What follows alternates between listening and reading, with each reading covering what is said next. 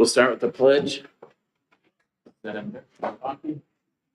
pledge allegiance to the flag of the United States of America and to the republic for which it stands, one nation, under God, Indivisible, with liberty and justice for all.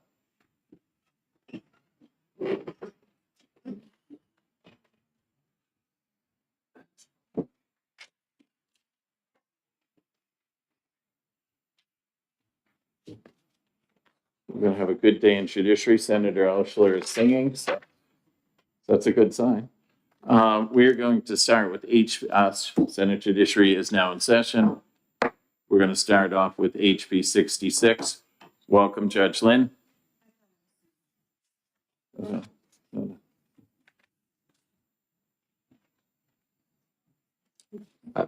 Thank you, Mr. Chair and members of the committee. My name is Bob Lynn. I'm a representative from Wyndham, Rockingham, District 17, and I appear here in support of HB 66. This bill makes several important changes to the right to know law. First, it replaces the undefined term citizen in current law with the word person, so that it is clear that anyone can make a right to know request regardless of where they live. Second, to prevent abuse of the law, the amendment places limitations on... I'm going to interrupt you. It's just thoughts coming to me. So when you're saying person, are you saying a New Hampshire person? Any U.S. person? Are you saying like a business that was in Argentina could be a person that's going to be entitled to this or information? Yes, in other words, person could be anyone. That's true. Or anything, even if it was in a foreign country? Even in a foreign country. I think that's right, yes. What about artificial intelligence? If they request something, are they a person? Interesting question. To be honest with you, I would tend to say no, but I have to be frank to say we hadn't really thought about that. That might be an appropriate thing to put a limitation on to prevent that. Can I work one more question? Sure. So citizen, civitas is what it comes from, of the city. So I look at citizen as saying of New Hampshire. Article 6 says I have to sort of be responsive to people who are from New Hampshire. It doesn't say I should be responsive to people of other states, other countries. So that's why I'm having a hard time with your citizen, your definition of citizen being all worldly, where I look at it as a citizen of New Hampshire. Sure. So I think I guess what I would say is this, because I kind of anticipated that there would be the pushback on this very issue that you raised, and I guess what I would say is this: I think it's really important to understand that as far as I'm aware, and as far as any evidence was presented at the hearings previously, and I will be surprised if there's any evidence presented today that contradicts this. The issue, it has been the case for a long time that out-of-state requests have been made under the right to know law, and I think, if I'm recalling correctly from our hearing, even some out-of-country requests have been made, and it was never an issue. It was never a grounds for not responding to the request for a municipality or the state or anything like that, until one case came up in Rochester, New Hampshire, where as you probably are aware, there's a newspaper called the Rochester Voice, and the owner lives in Maine, and a clever lawyer in Rochester decided that they would oppose the request for information on the grounds that the requester was not a citizen of New Hampshire. The Superior Court in that case issued a decision. I quote the important part. Let me quote the important part of it.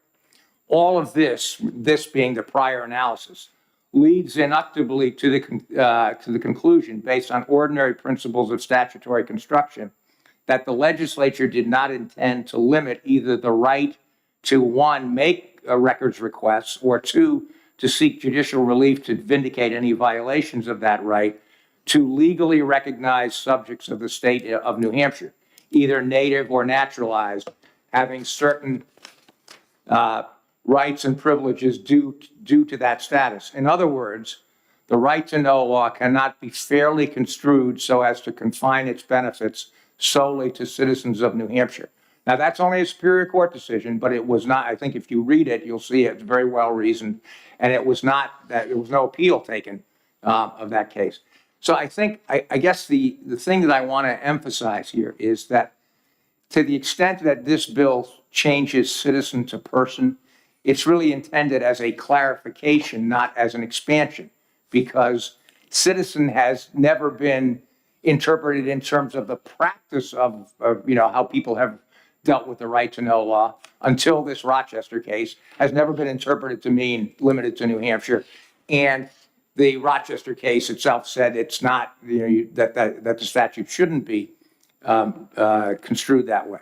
Now, I have to say, I frankly didn't know this until literally this morning when I was doing some research on this. There is a U.S. Supreme Court case that's right on point.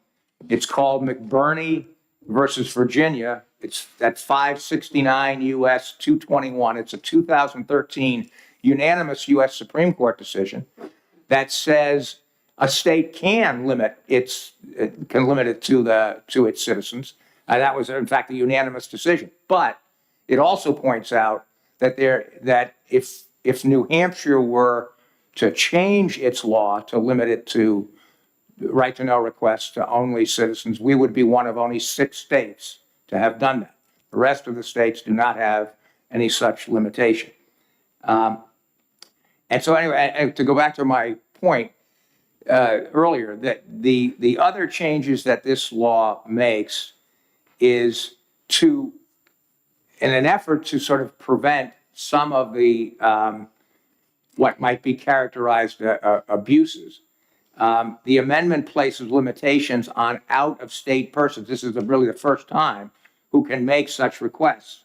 So that if the requester is either a media representative, if the requester is not either a media representative or someone that has some connection to New Hampshire, either as a resident, a taxpayer, does business, whatever, then in order for them to make a request, they have to physically come to the place, the town or the state where the records are kept.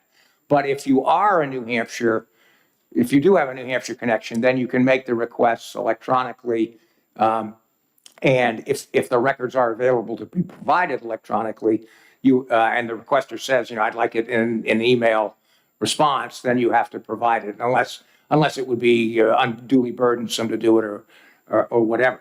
And I should say here that one of the reasons that we put that in is we had testimony, and I recall particularly, I thought, really informative testimony from the representative from the School Boards Association, who because initially the bill didn't have this restriction, but he made the point, I think a very good point. He said, we've gotten, with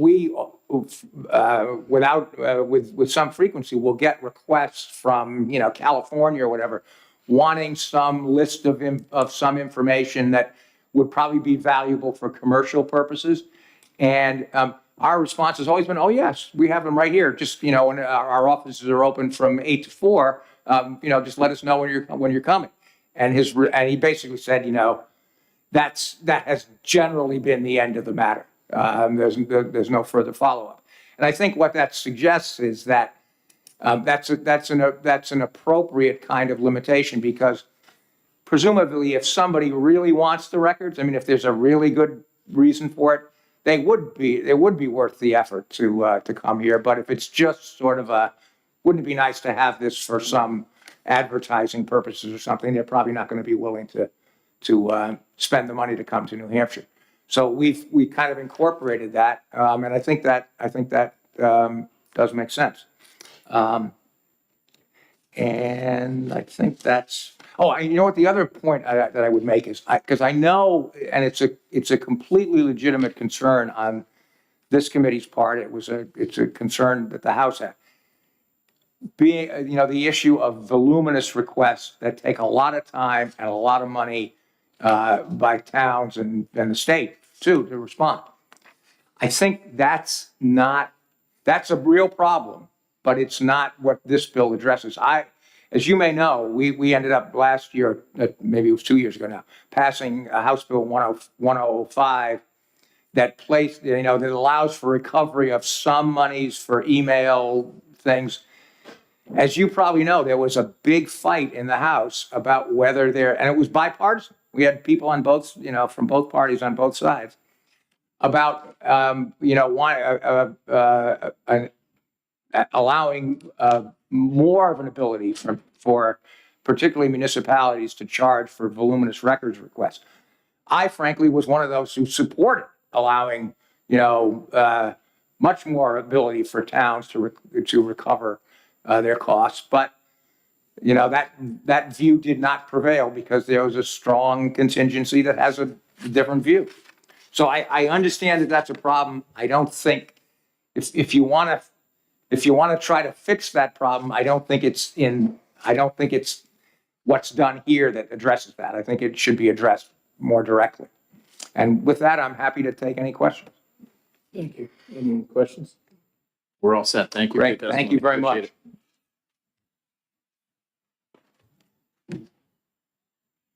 Kate Horgan.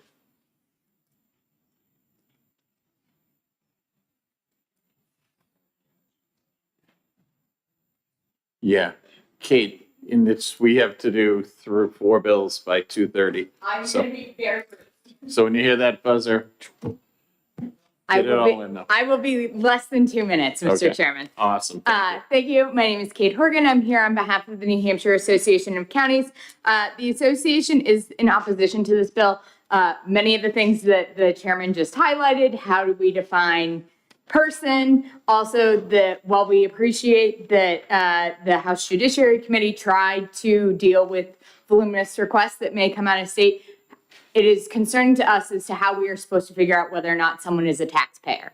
If because they pay the rooms and meals tax, does that count? Do we need to be collecting mortgages? Does that mean the Register of Deeds office needs to do research to figure out where someone is a taxpayer? So we really think this will cause more confusion than help. We understand where this is coming from, but we don't think this is the right way forward. I will conclude my testimony and happy to take any questions. You were awesome. Thank you. Seeing no questions? Thank We're all you. set. Appreciate the time. Thank you. James McLeod. Do you have Thank you, Mr. testimony Chair. to turn in? I'm sorry? Do you have written testimony? I do. Okay. There was a letter that has already been passed Okay. out. My name is James McLeod. I'm the Director of Planning and Development for the town of Raymond. I'm a proponent for transparency in government and believe that corruption and malfeasance are sown in darkness. So I believe in the 91A law. However, I am opposed to any expansion of it for a couple of reasons. One was just mentioned, which is the voluminous requests. One particular example, which I won't get into too much detail, It's okay.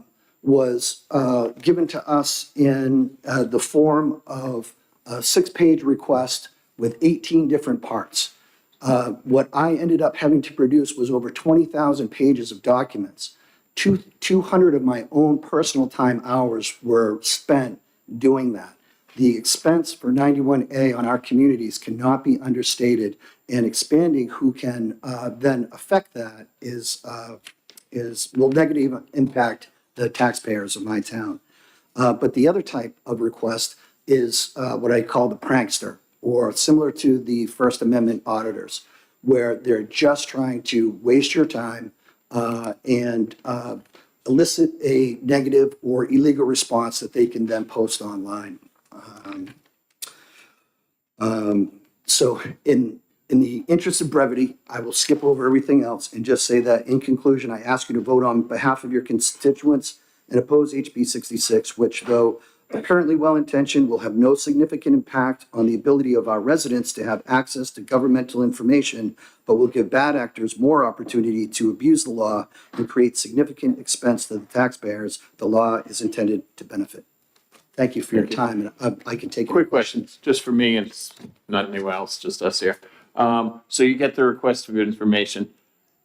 Do you have to go through do you have to like detailed, go out and give them specifically, you said they had 18 parts that they were looking for? Or could you just bury them with, here's 10 boxes, you figure it out? Well, when I had given them a reasonable estimate of 90 days to fulfill their extensive request, they felt that that was inappropriate, and they took us to court, and it's cost the town over $10,000 just to represent ourselves.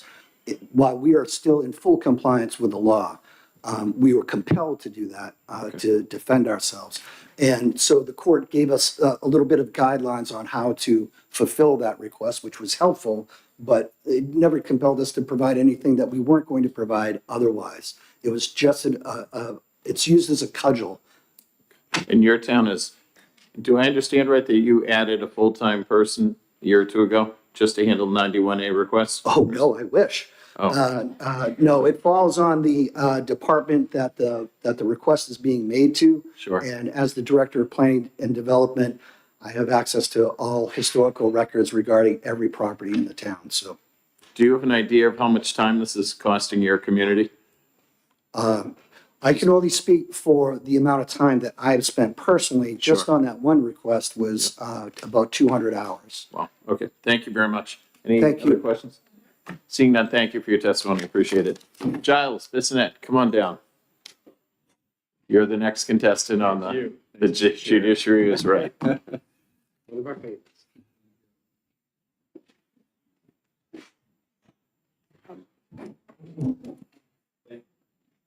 Is red's on, right? Okay. Thank you, Mr. Chairman. I just want to pull up my testimony. My name is Gilles Bissonette. I'm the legal director at the ACLU of New Hampshire. We're here in support of this bill, and we kind of want to break the bill up into its two parts because I really think it does two things and two important things. The first has to do with the change from every citizen to any person. I want to be very clear. I know on its face that probably looks like an expansion. It is not. It is designed to merely reflect how this law has historically been interpreted and how, when this was litigated, one Superior Court judge interpreted the law. So this is not an expansion. It is clarifying and designed to reflect the current state of the law. I have attached to my testimony the Superior Court decision. I would certainly encourage the committee to read it. I think the analysis there is really important, but I can't really reiterate enough that this is not an expansion, but a clarification designed to reflect really what the current state of the law is. With respect to the second section of the bill, this bill, it has to do with dissemination, not who can make a request under Chapter 91A, but with respect to how documents can be disseminated to certain people. And I just want to highlight where this is really coming from, just to kind of get to its core. I think there's been an underlying concern among many transparency advocates, I'll just say me too, about how sometimes you might need a couple pages of a document, a police report to some town that might be 1, 2, 3 hours away. It could just be scanned and emailed and you could have it in 30 seconds, but the municipality insists you need to come here during our business hours. And I just think that's unreasonable and actually a significant barrier to transparency when it is literally such a minimal burden. This is designed to address it. The last thing I'll say is in response to that, the concerns about burden. Wait, if you're asking us to produce documents electronically, how do we handle that when it's overly burdensome? There's language in the bill here that addresses it. Chairman Lynn spent a lot of time focusing on that language. A few others, I don't know how many, but I know at least a few other states have similar language here. And Chairman Lynn has even narrowed the scope to where there's the information only needs to be electronically disseminated when you're a taxpayer, a domiciliary. So there's even further limiting there. So I just want to be very clear that I think this is a positive bill. Issues concerning voluminous requests, we dealt with that last year. It's a different issue. Thank you. Thank you, Mr. Chair. Thank you, Gilles, for your presentation. Thank you. You just mentioned can you dial back to the voluminous requests and that there is also an address in this bill towards the undue burden?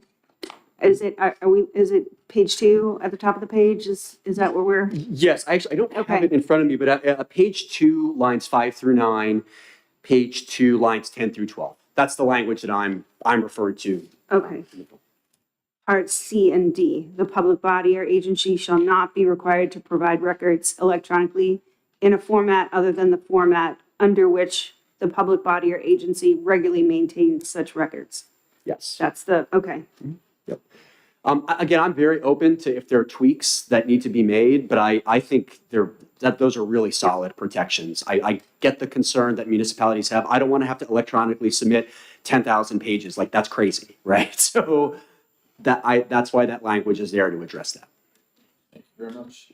May I follow up one? Yeah. So where do we, there was testimony that every citizen to any person was a clarification, Yeah. not a redefinition. And is that something that you also agree with? And can you like expound upon that? Yeah, a I bit? totally agree. This is a clarification, not an expansion. And I would just point to the Superior Court decision that said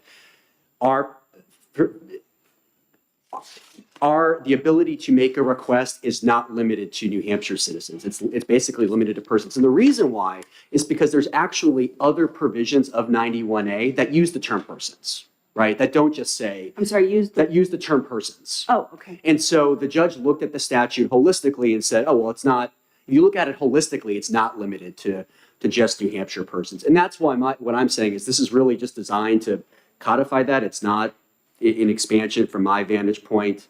And that's why we think our law should reflect what the cases say to make things clearer to the public. Do I have to give information to AI machine? Yeah, I don't think AI would. I mean, if you're a municipal body and like, I guess if AI is submitting a request, you wouldn't have to. If it's a foreign entity, a foreign company, it's true. Like they are persons under the law. But I would just respond by saying this: they have been. That's the current case. And so I haven't really seen many instances of abuse. I think to the extent that there is abuse, I think HB 1002 from last year, dealing with voluminous requests, is designed to address some of those issues.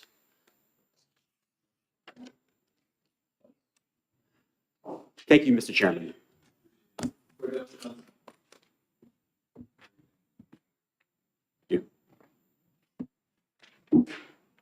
Afternoon, Cordell. How you doing?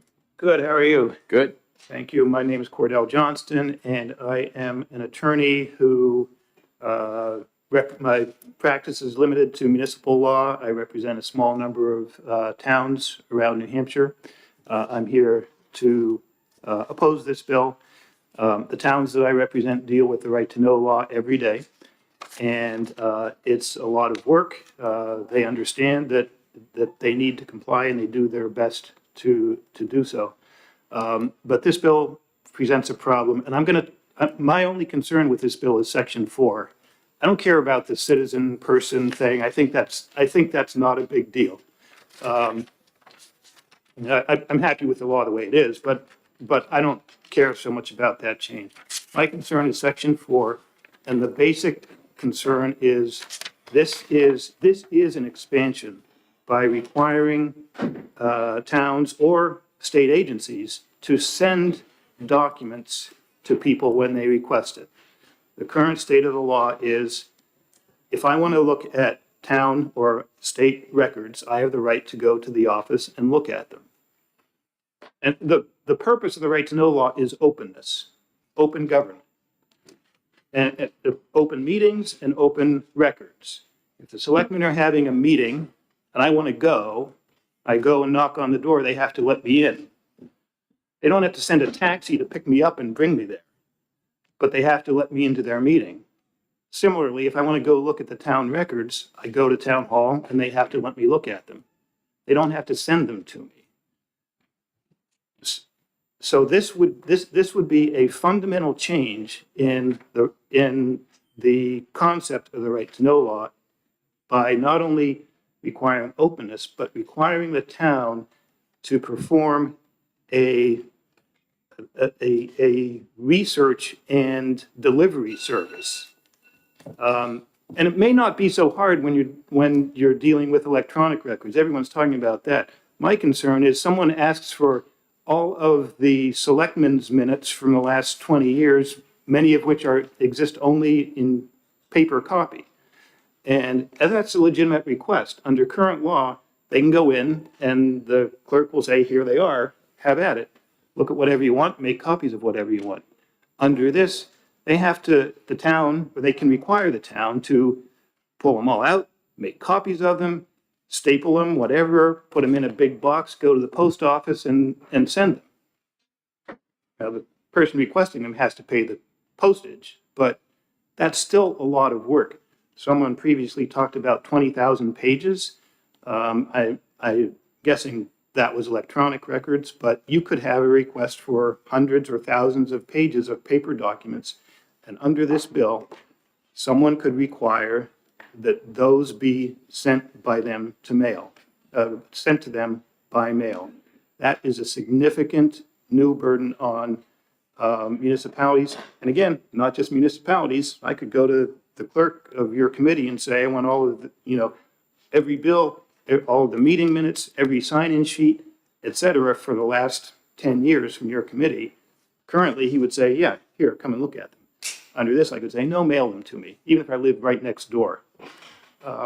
So that's section 4.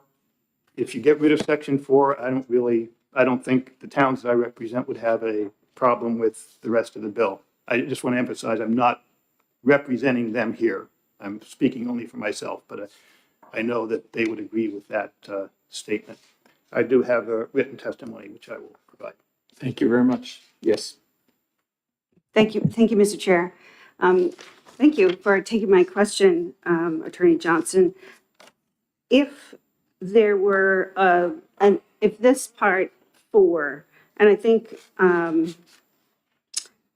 the part that, it sounds like the part that's really, giving heartburn is the cost and the labor involved in assembling something that has to be a physical copy because it doesn't exist electronically. In order to get in front of the people, and I know this happened in my own school district where people request things, it's assembled, and they don't come get it. And all that time and energy and labor has been spent compiling this document or series of documents to meet the letter of 91A, and then the person who makes the request just ghosts. And we know, as we heard from previous testimony, that, there are people who will do this just to throw sand in the gears. If there were a deposit that would offset on page 2, lines 1 and 2, the person that requests the records be provided by mail, the public body or agency may charge the person the cost of postage. If that were may require a deposit to do this, would it make it better for you? Only very nominally better. Okay. That would deal with the frivolous request where someone really is just trying to mess Right. with the town employees. But it doesn't deal with, it could be a legitimate request. I have a legitimate need for these 10,000 pages. And so, sure, I'll pay the deposit, but the town is still going to have to assemble those 10,000 pages and send them to me and spend, tens, hundreds of hours of time doing that. So I appreciate the suggestion, but I don't think that really solves the problem. Thank you very much. Thank you.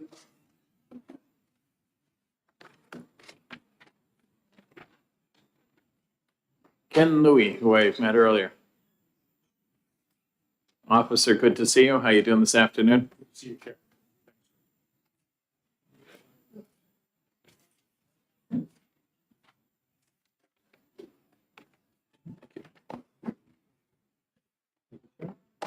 Whenever you're ready. Good afternoon, honorable members of the committee. You have my written testimony, so for the sake of brevity and time, I'm not going to bother to read through the whole thing. My name is Ken Louie. I'm the Assistant Chief of Police for the Manchester Police Department. I've served with the department for about 21 years. I'm here to testify on behalf of the New Hampshire Association of Chiefs of Police in opposition to this bill. to fully explain why we oppose this bill, I think it makes sense to first kind of understand the burden that you've already heard in previous testimony that the current statute, 91A, places on us as a police department. Right now, we're on track to exceed last year's 1,400 requests that were made to our police department. The burden is overwhelming and crushing. And we have a lieutenant who's supposed to be fulfilling 91A requests with regard to disciplinary matters as an ancillary duty. It pretty much has become his primary duty now. And in speaking with other agencies throughout the state, the situation's even more dire, where they're pulling patrol officers from the streets to help respond to the number of 91A requests that they're getting. This obviously has a negative impact on public safety. And it also has a negative consequence when you're talking about officer retention, which is a huge problem for police departments throughout this state. You know, now we have police officers who they went through the training to become a police officer, but instead of patrolling the streets of their communities, they are now serving as records clerks, redacting volumes and volumes of information for requesters. Now, you know, I look at some of the uncollected responses that sit in our records unit where people made requests for significant amounts of information and then never even bothered to come in to pick up that information.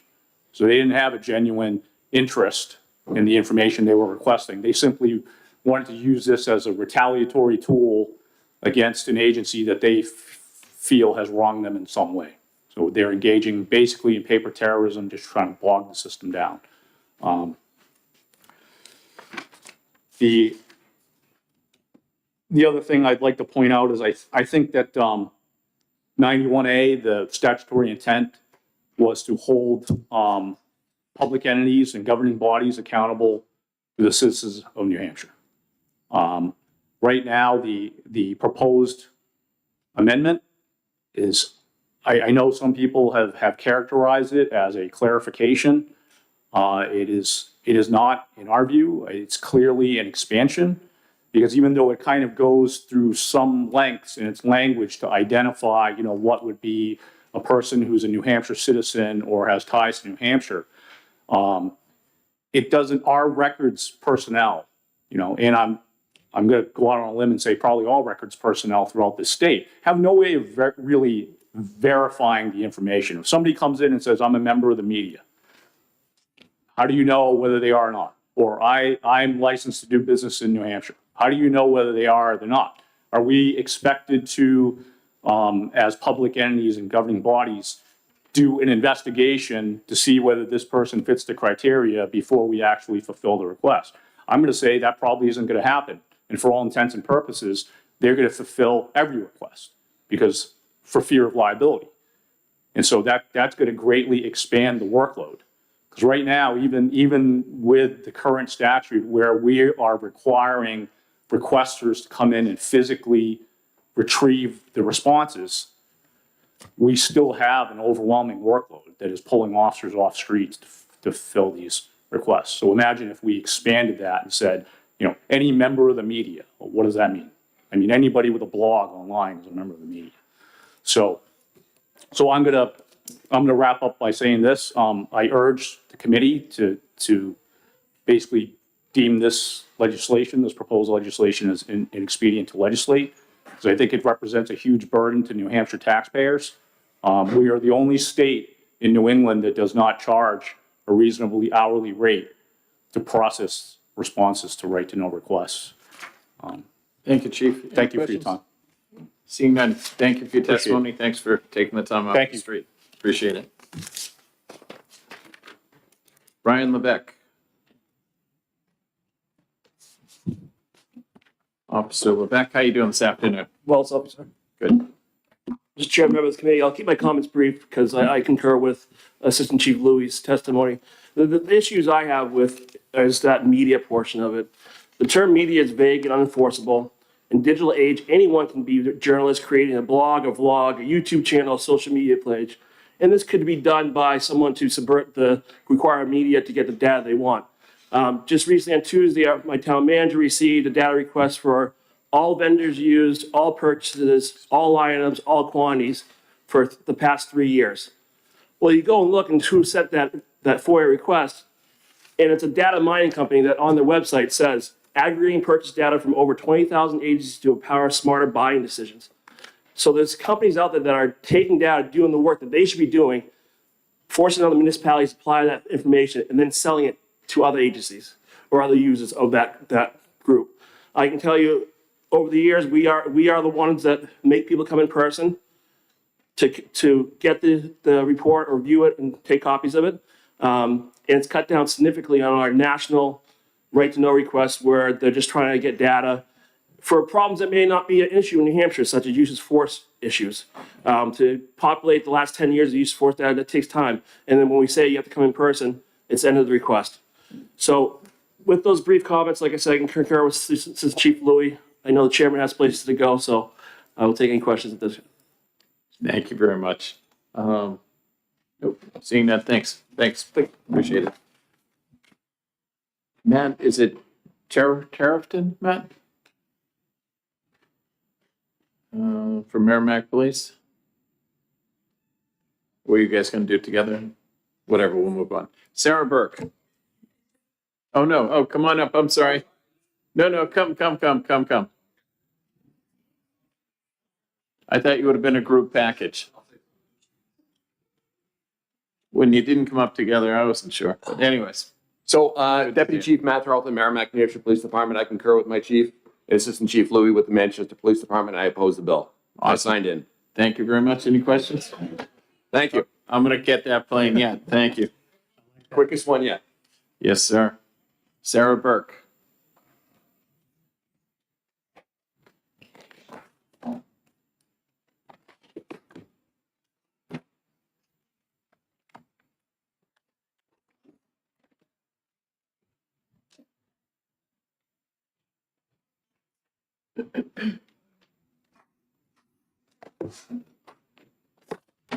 Don't worry, I plan on not reading my testimony. Just so you I'm already in love with you. Go Okay. ahead. Sarah Burke Cohen, I represent the New Hampshire Municipal Association, and we oppose HB 66. Going to just sort of rest mostly on my written testimony for you. We strongly believe this does expand the definition that is already in RSA 91A. It's been there since 1967. It was purposeful that citizen was used, and you will notice in 91A that citizen is used in the specific part of 91A that is relative to requesting records. And citizens are allowed to request records and review records at the municipality or state during regular business hours and or copy those records during regular business hours at the municipalities, at the location of the municipality or state. Second thing I wanted to say about Rochester, the Rochester Voice, you'll notice in the Ombudsman's decision, the Ombudsman actually makes a finding that Rochester Voice is the claimant in that case rather than Harrison Thorpe, who is out of state. That makes a little bit more sense in terms of citizen because Rochester Voice had a P.O. box in New Hampshire and was also media covering New Hampshire. So it falls within that citizen. Another thing that I wanted to mention in McBurney, the case that Justice Lynn referenced. In that case, if you read it through, you'll notice that New Hampshire is cited in that case as already having statutory language that limits records requests to citizens only. So it's already, the U.S. Supreme Court in McBurney already found that New Hampshire was indeed one of those states that limits the definition of requester to citizen. On another, I'm sorry, I lost my train of thought, and geez, it's gone crazy here. The other thing, of course, quickly, requesting records, receiving them. I know Attorney Johnston covered this, and I'm resting on most of what other folks have This is burdensome for states, okay? For municipalities and states, we are talking about records that are being requested. And I know part of this came up, well, they already respond to people who are non-citizens. They do, and they tell them they need to come to the municipality to pick up their records. And sometimes this is a game of chicken where somebody will just say, okay, we'll prepare it and I'll get there, and they don't. And that's a burden, right? But if this citizen is in there, then they have that to rely on. Well, you're not a citizen of New Hampshire, so I don't have to prepare this for you. Finally, I know there were some questions about the amount of time municipalities take to respond to 91A requests. NHMA actually did a survey last year relative to this topic. If the committee would like, certainly we can supply that information to you about the hours that it takes for municipalities to reply to 91A requests. And with that, I will rest on my written testimony and that of those who have opposed this bill as well. I will take questions if you have them. Okay, we're all set. Thanks very much. You're welcome. Catherine Coco. Coco.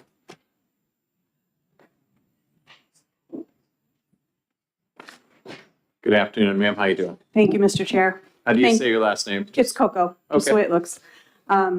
My name is Catherine Coco. I represent Right to Know New Hampshire. I will note that other than the bill sponsor, I believe I am the only person here who is not in a paid position to be here to either lobby on behalf of an organization or municipality. I am testifying on behalf of a group of people who have spent an inordinate amount of their free time working with Right to Know concerns throughout the state and are very familiar with the nuances of that. I'm not going to read through my testimony. I will email you something that's a little more detailed, but I want to hit on some points that I have heard today. One of those has to do with the interpretation of the word citizen, and I want to note that nobody seems to be bringing up the fact that this was previously addressed in the Attorney General's memorandum regarding Right to Know law back in 2015. The AG noted that RSA 91A refers to citizens, but the Right to Know law does not define this term and uses it nowhere else. Instead, the statute emphasizes accountability to the people, accessibility to the public, and the goals of a democratic society. An agency should not, therefore, require persons requesting access to public documents to demonstrate that they are citizens of either New Hampshire or the United States. This was in the AG's memo up until the most recent version of the memorandum, which came out after the beginning of the Rochester case, and we believe that that new memo is now intentionally silent on this issue. Prior to that, though, it was existing practice that these were not questions that were being asked. I can speak a little bit to McBurney versus Young, but what I will say just generally is that in that case, it was very specific. It was targeted towards a Virginia law that had language in there that made it very clear, not only that it was open to citizens, but included who was part of that definition, including the media. And so that is the basis on which the Supreme Court ruled that Virginia could move forward with that law because they had language in there that was very precise.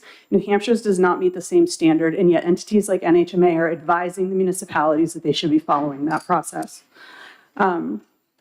I'm also hearing a lot of conflation with large requests. We addressed that in HB 1002 last year, and I'd like the committee to note that to date, there are only a handful, I believe 3 communities that we are aware of who have actually taken the step of putting together a policy to put that ability into law so that they can, or into their policies, so that they can then implement what they were allowed to do under HB 1002. I don't believe that any of the communities that have testified here today have done that. I also would like to share that our group is very familiar with the trainings that people do and or do not get within the municipalities and feel that training and Right to Know is incredibly important. I would question the claim that somebody has spent 200 hours on a Right to Know request. My very first question would be, if we're spending that much time, what kind of training do you have in your ability to navigate Right to Know when you can and cannot actually shut down a request based on its being unreasonably large or there are other circumstances? A lot of communities don't know how to do that. They haven't gone through the training. They have people that are doing the best they can to respond to everything. And I think on the front end, that is a preventative. I would also point out that the inordinate amount of time being claimed for redactions were allowed to now be automated without liability under HB 1002 last year.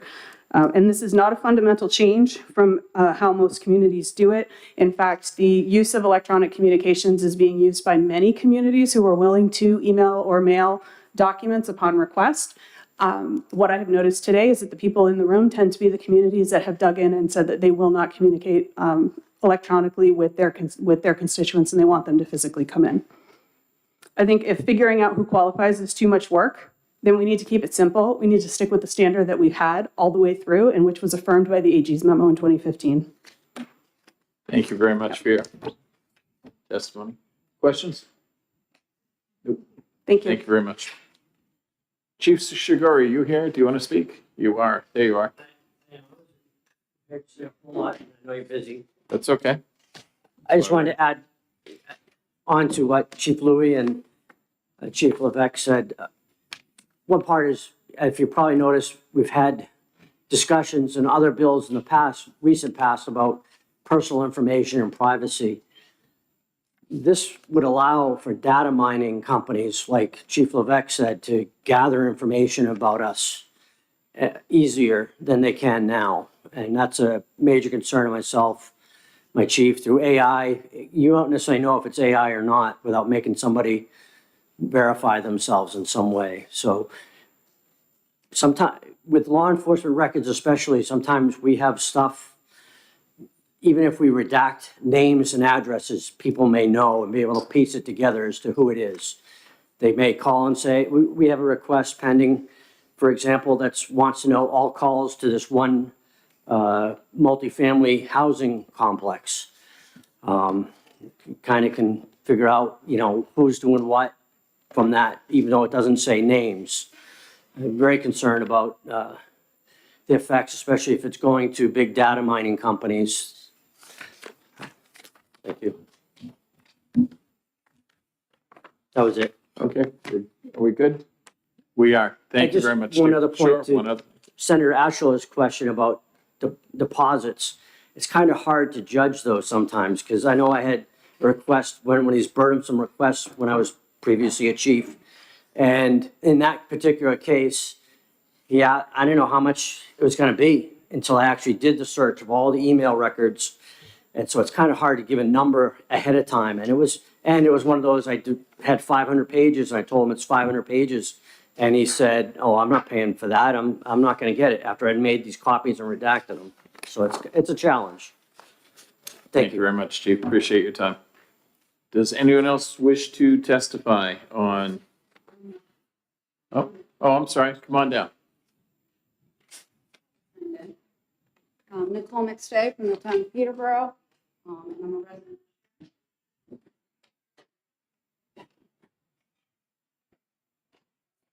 And I'm not going to belabor too many of these points. I'm in opposition to this bill, and many of the speakers who came before me have already raised the points. But I wanted to draw to your attention some specific examples, and I also have a couple of pictures for you to look at to help illustrate the points. On the front, beginning at the top, we are experiencing the same demand for particularly price lists and whatnot from businesses that the town conducts business with.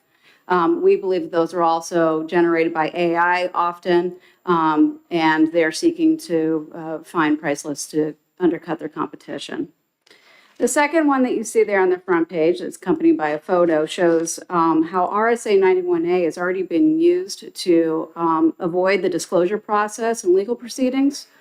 We've had a few court cases where we've had individuals issue 91A requests when they're already engaged with the town, often for planning reasons or planning and zoning reasons, but sometimes other cases. And we are, of course, required to comply and produce those documents. And there you can see the product of just one right to know request from an individual who was seeking to avoid having to pay his lawyer to do the work for him. And then on the back page, we also received a request from an individual who claimed to represent the press. He claimed to be a journalist. And he demanded to see 20 years worth of records of the town of Peterborough's police department's use of force, which, after going back and forth over email to try to narrow down what the request was, he indicated he wanted to see every instance where the Peterborough police had used handcuffs during an interaction with an individual, which meant every single arrest record that we had for a 20-year period.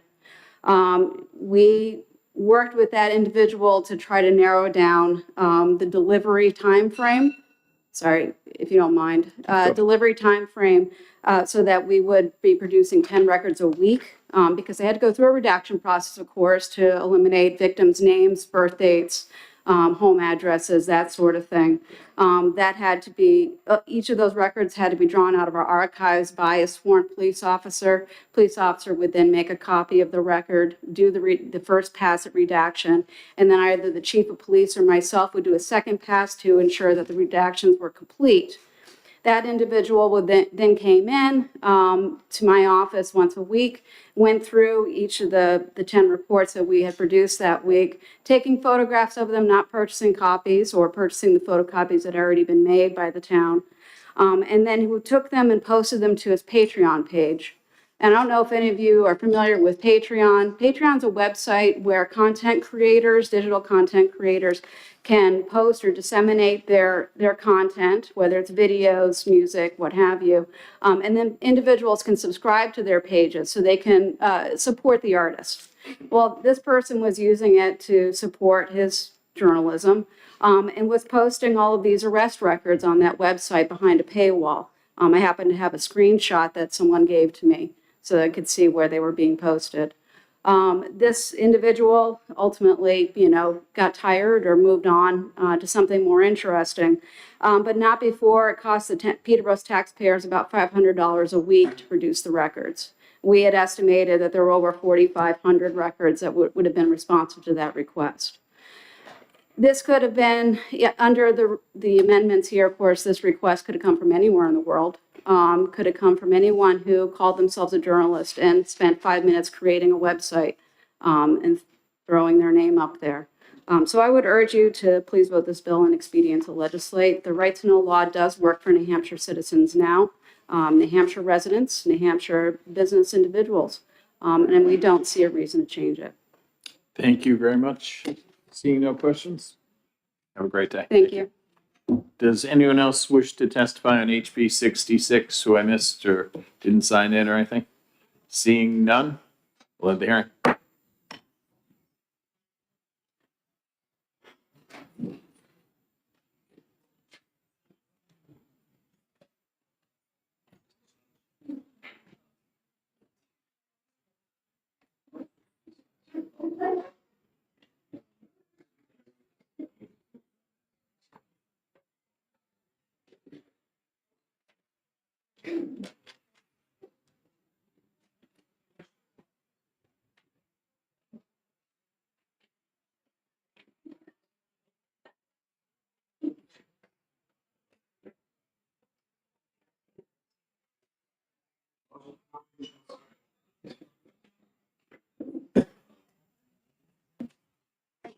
Just a minute or two. Thank you. Motion to go into executive session. All in favor of the executive session, say aye. Aye. I make a motion to ITL HB 66. Can you close the door? Thank you. Yes. I had 2 seconds. Any discussion? So, yeah, I would like to say, I think the bill in its idea is a really good idea, and unfortunately, the application of it is not quite fleshed out. And we're heard from people saying that we can't meet this without some better parameters, so Okay. sadly. All in favor of the ITL motion? Aye. Opposed? I'll take it out. What's that? Oh, yes, I'm sorry. Good idea. Thank you, Pete. Move consent. Second. All in favor of the consent motion? Aye. I'll take it out. Thank you, Peter. Motion to come out of exec. Second. All in favor of coming out? Aye. Good. We're out of exec.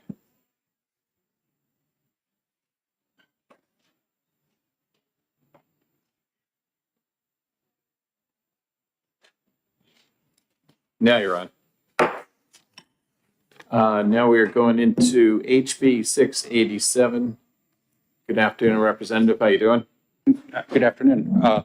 red is on, is that right? Red is on, you were Wonderful. right there. Thank you. So hopefully after that, I can get you closer to being back on schedule. My testimony is very brief. This is a bill about class action lawsuits. And the problem description, what it attempts to solve is the following. There is a process that happens at state levels and also at federal levels, which is called sue and settle. And this is done when a activist group has sort of, friendly, I don't want to say co-religionists, but people who think like them inside the government. And so they will either sue the government, and then the government rolls over and says, oh, yes, we were right. We never should have allowed lobstering off the coast. And without even going to court, we will just immediately settle the case and give a consent. And there's a variant of this which happens with class action lawsuits. So a lawyer or a law firm might sort of go looking for a problem and create a class of plaintiffs. Gatorade slightly mislabeled the food coloring, and the damage, they'll then round up theoretically 100,000 people. The damages are 3 cents per person, and either with a court case or with a settlement out of court against either the government or a private group. They'll say, okay, great, we've got this $80,000, but of course, if we divide that through by the number of plaintiffs, we now have 9/10 of a cent, and the overhead in mailing out these checks would obviously dwarf that. So there is a legal doctrine called cypress, which is we can't actually help the so-called victims of this. But as it turns out, the Women's Hiking Club of Concord or the Men's Bicycling Club is a group that is similar to those who consume Gatorade. So let us have a settlement where they end up getting a new hiking trail or a basketball court or something. So obviously, the connection to the underlying alleged problem is quite tenuous. The connection to the class of those theoretically harmed is quite tenuous. And it becomes sort of a way to work for favored groups. And then you can add in a situation where these favored groups, while theoretically non-political, it's just a hiking club or it's just a, sailing club, will have some sort of alignment with the law firm that is doing this. This is unfortunately often with political connotations at the federal level. During President Trump's first term, and this is just an example, it can work in either direction. There was a tendency to do this against the EPA. And so President Trump said the EPA will no longer do these things. President Biden came in and said, yes, we want to turn this back on. But I don't want to say that this is a one-sided partisan issue.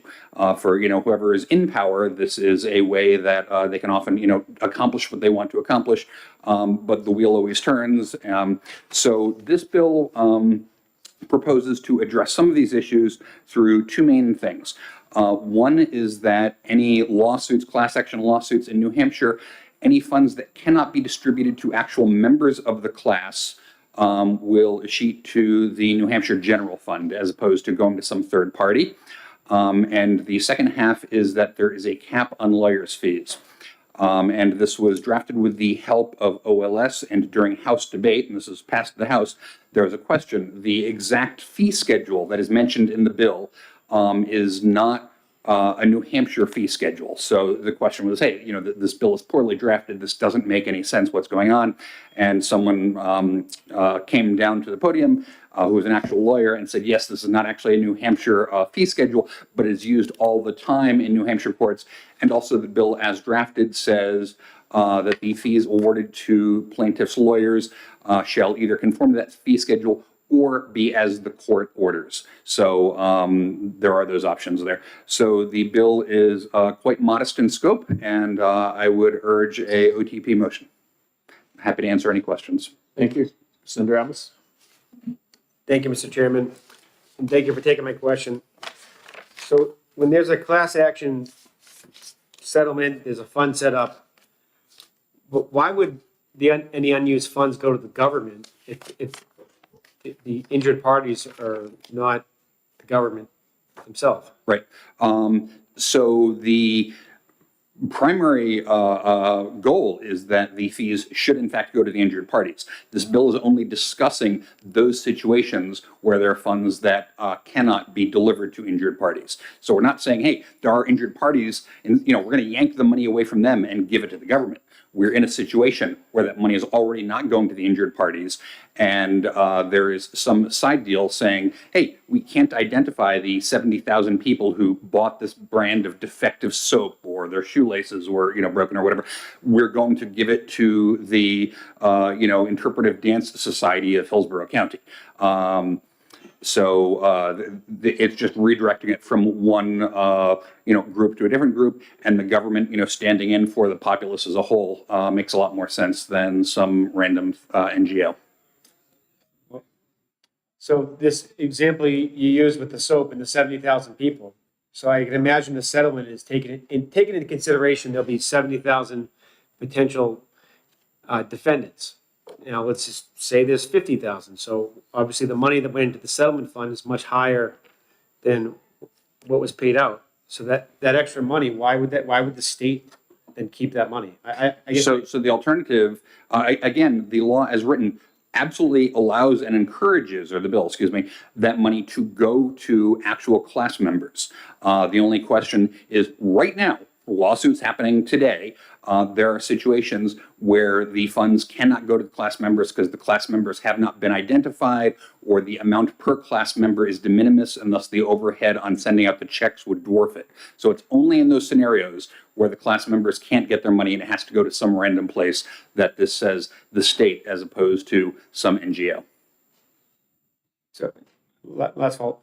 So I understand the circumstances where this happens, but why should the government actually be the one that then gets that money? It seems that the government's not the injured party. Right. So they're keeping. So again, the current state of the law is it also goes to entities that are not the injured party. So I don't think the question should be posed as, why should it go to an entity that was not injured? That is the state of things today, that it goes to an entity that was not injured. The question is, why should it go to one entity that was not injured instead of to a different entity that was not injured? And my answer to that is the state represents the people as a whole. I'm going to follow up on his line of thought. So if, as to me, you had 70,000, you found 2, split the money up between the 2 you found, or the 100 or the 10. I still wouldn't give it to the state like Senator Abbas. I believe 1 or 2 or 5 or 100 class members. My apologies for interrupting. I believe that this bill, as written, absolutely allows for that. It is just saying that any money that is not distributed to class members. Okay. Very good. Yes, Senator. Thank you, Mr. Chair. Thank you for taking my question. When would this kick in? There's no time frame on this. So I believe there is. I thought that it said something like June 1st of 2026. no, not the effective date. If the money is not distributed, right? How long do we wait for distribution? What's an appropriate length of time to wait for distribution before confiscating? So I do understand the question. It's a good question. I again point to the fact that it is already the current law that when there are funds that are not distributed to class members, that they are distributed. So that happens today. So, your question is, hey, assume that this passes. How long after the gavel comes down on the class action lawsuit do the funds get distributed, initiated to the government? And there are policies in place right now, I presume, rules of the court today that say, hey, in a court case that is, being gavelled out today, we're going to identify the injured parties we can, and the remainder will go via Cypress to some third party. I don't know if the court's current rules are 90 days or 3 years, but nothing in this tells the court to change whatever rules it has in place today. But when it goes to the third party, isn't that part of the settlement process, that if it's ending unused, it will go to this organization or that or whatever organization? That's agreed upon as part of the settlement. This is saying, which is not what they agreed to in the settlement, the money is going to the government.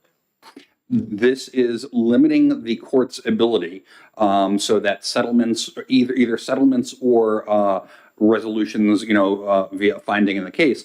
Right now there are certain things that a court can do, and there are certain things that it can't do. This just slightly narrows their scope so that they cannot pick the Sierra Club or the National Rifle Association. But if the settlement says it will go to the Sierra Club and the Right. NRA, that's part of the settlement that was put together. Now, when we're talking about money's unused, government keeps it. Now, because my understanding when that happens, when they pick a third-party entity, perhaps it's the organization is somewhat related to the type of injuries or so the idea is, well, we didn't find all of our injured class members, but at least the rest of that money's going to an organization that perhaps addresses, or at least works in the field that's related to the lawsuit. Now it's just going into the state's general fund, which may frustrate some of the, I guess, intents of the settlements. That's my concern. I mean, that Yes, and so I would say that the point of this bill is exactly to frustrate the intent of certain types of settlements. I mean, that's what every bill does. If someone, has a desire to litter, a bill against littering would frustrate that person.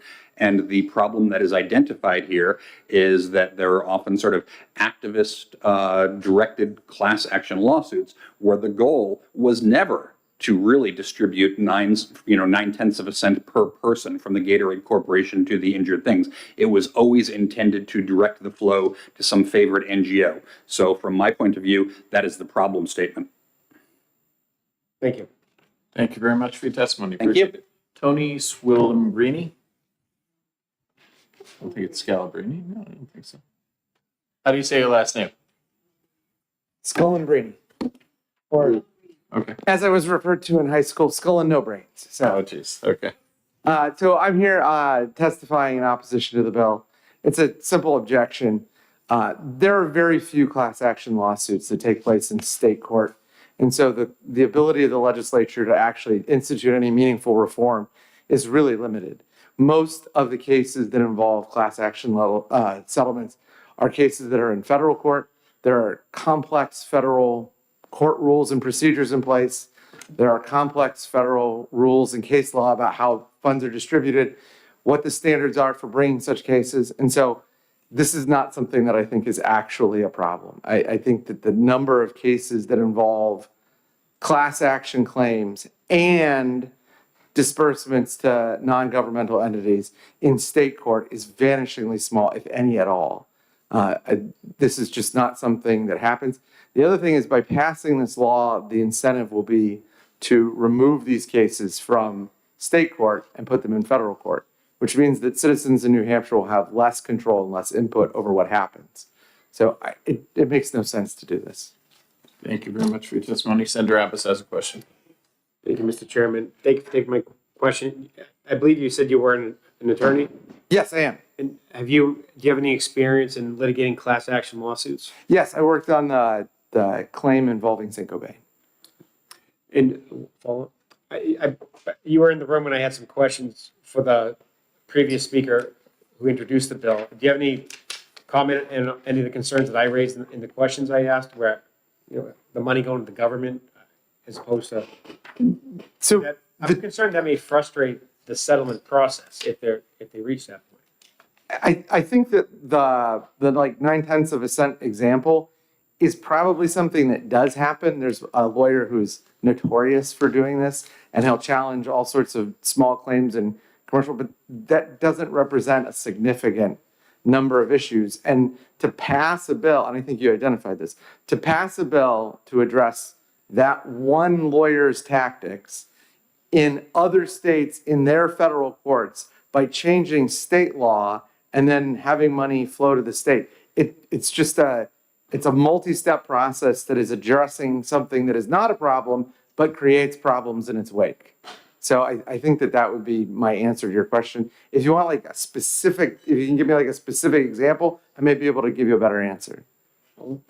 My concern was that if there's a settlement reached with the defendant, and in the class they come to an agreement, and part of that agreement is that a third-party entity may receive any remaining funds left over, that's taken into consideration of where that money's going. Sure.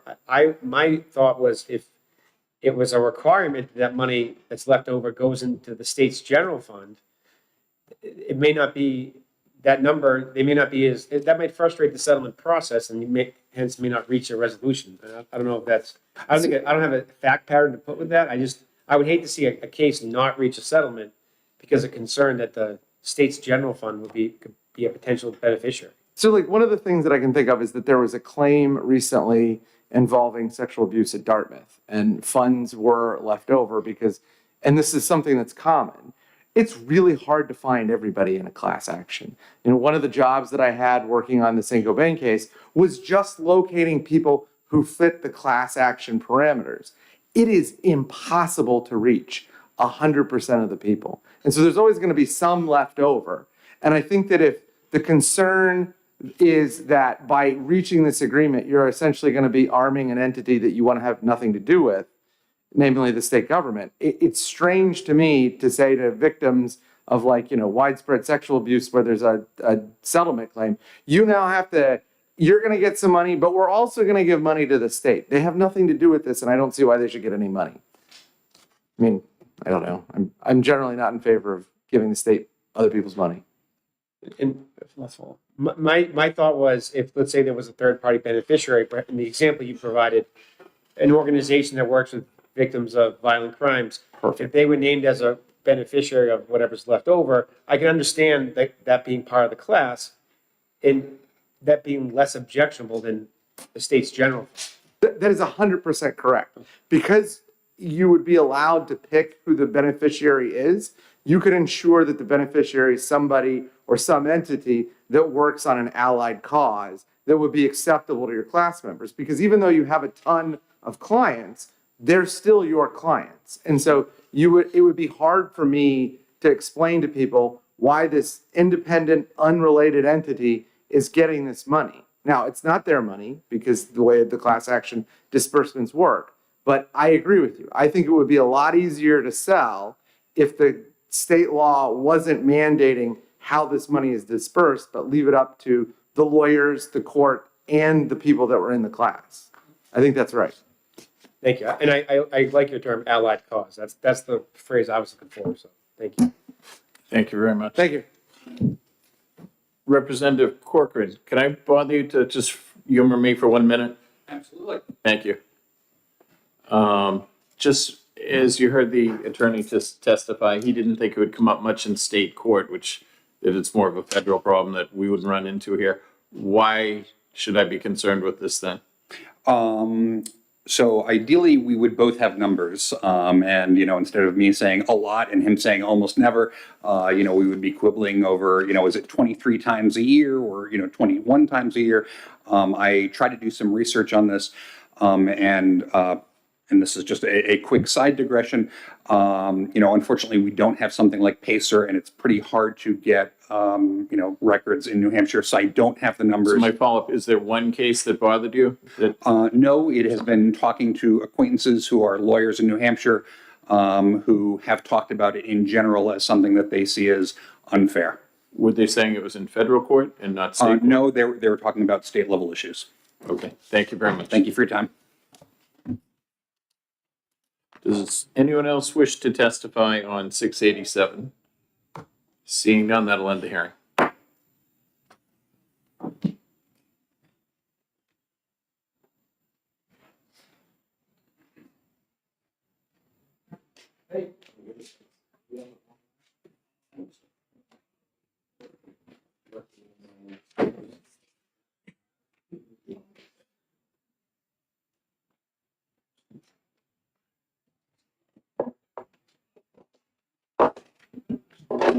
Motion to go into executive session. I'm sorry, Pete. I'll wait for you.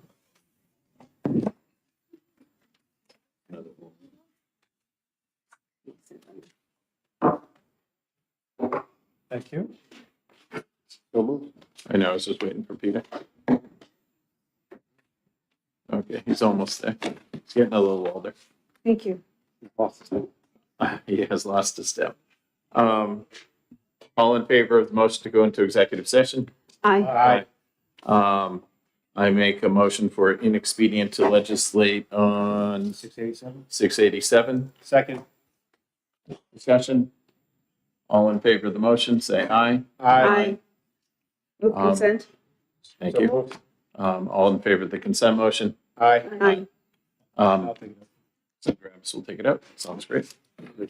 Motion to come out of executive session? Second. All in favor of the motion to come out? Aye. Aye. Okay.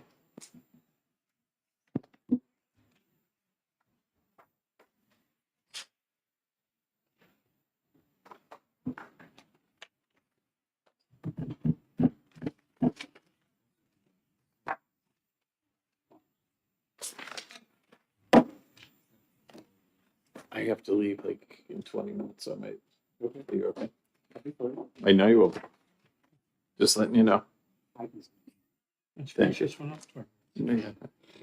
20 minutes. Let's see if we can do it. Right? Okay, we can do it. Set that. Senate Judiciary is back in session. We're going to do HB 733. Representative, where'd they say there you are? Representative Cole, good to see you, sir. I could not pull off that fast. I like it. But you can. I agree with everything you just said. And he could pull it off too. It just wouldn't work. Good afternoon, Representative. Good Thank you for afternoon. coming in. Thank you, Mr. Chairman. For the record, State Representative Brian Cole, Hillsborough, Manchester. So HB 733, what is TPLF or third-party litigation financing? It is when an investor helps to finance a lawsuit in which the investor has no personal stake and is for the sole purpose of making a profit. At the moment, parties involved with TPLF agreements are not required to disclose these actions. So defendants and courts do not know the presence or identity of the funders as real parties with financial interests in a case. This prevents the courts and all parties involved in a case from truly knowing who's involved. The lenders who engage in TPLF are largely unregulated. As a result, TPLF attracts hedge funds and foreign investors to participate as litigation financiers because the industry is not subject to the same limitations and regulatory oversight as normal consumer loans or other commercial investments. Litigation abuse is a notable factor, causing upward pressure on costs of doing business, including insurance costs, and it's only getting worse across the country and right here in New Hampshire. This is known as a tort tax, and New Hampshire has been labeled as a lawsuit inferno. ATRA estimates New Hampshire's lawsuit inferno status is costing each household $1,505 per year in 2025. This issue first came to my attention last summer when I served on a study committee dealing with nonprofits who contract with DHHS to provide services to at-risk youth here in New Hampshire. They cannot find affordable general liability insurance in part because of the incredible risk they bear. One factor that increases risk is having a third party solely interested in making a profit driving litigation. One way that states have begun to combat litigation abuse with nuclear verdicts is through TPLF transparency laws. I've attached a list of the 13, well now 14 states that have already passed laws and or court rules to my testimony. It's on the sheet attached. I've been working with Ms. Nato and Mr. Lapine, and we decided to base our legislation on the NCOIL model that was released late last year. The House did amend the bill to concentrate on the commercial side only, which is still based on the NCOIL Model Act and went through on consent twice, once in Commerce and once through Finance. TPLF is estimated to be about a $400 billion global industry. It's essentially turning our civil justice system into another commodity for investors to make exorbitant profits. Keep in mind that our usury statute in New Hampshire is 10%, while TPLF contracts regularly impose rates from 15% to over 100%. To ensure a high rate of return on investment, the funders, like hedge funds, seek to increase the likelihood of a trial, thus enhancing the possibility of frivolous and misguided litigation in search of a profit. By turning the civil custody system into a money-making machine, TPLF discourages amicable settlement of disputes and instead encourages aggressive and prolonged litigation claims that would otherwise reasonably be settled. This again adds to the state's already significant tort tax on households and drives up the cost of products, services, and insurance. States have been enacting TPLF transparency laws to protect the fair and efficient administration of justice. Georgia, Kansas, Indiana, West Virginia, Wisconsin, and Montana have all adopted legislation on TPLF transparency laws in recent years. This includes legislation that requires common sense guardrails around the use of TPLF, including funding prohibitions and mandatory disclosure of TPLF agreements. Discoverability of these arrangements and lawsuits and state-level regulation of funders to prevent hostile foreign involvement is the main purpose of this bill. By requiring disclosure of TPLF parties in litigation and the courts during active litigation, the balance can be restored to the legal system and the related increase in costs in products, services, and insurance premiums to New Hampshire residents reduced. Thank you. So 2 quick questions. So you're not implying at all that there's anything wrong with these agreements? These people, they're helping fund something that might not be able to happen without them. You just want guardrails because you see possibilities of it going sideways because they would have an undue influence, even though the lawyers would be accountable to the real clients. You just want to make sure that there's no undue influence going on. That's absolutely correct. Basic what you're doing. Yeah, Okay. we're not discouraging the practice at all. We just want to know Okay. when it's It's an happening. end coil thing, so you know me with end coil. It's a joke. Little joke. Okay. I like end coil agreements. Cool. Good stuff. Okay. Thank you. Senator, go ahead. Just for clarification purposes, the lawyer and the plaintiff, per se, the actual attorney may not be the one who entered into this agreement. It's the plaintiff, to what I understand, may enter into this that kind of binds it up. Is that something that happens, or is it the attorney doing it? Say that again. Is it the attorney that's actually entering into these agreements with the third party? It could be the attorney or it could be the client. We just want to know if it's happening. Thank you. Yep. Thank you for your question. Other questions? Seeing none, that was real clear. Thank you. Thank you, sir.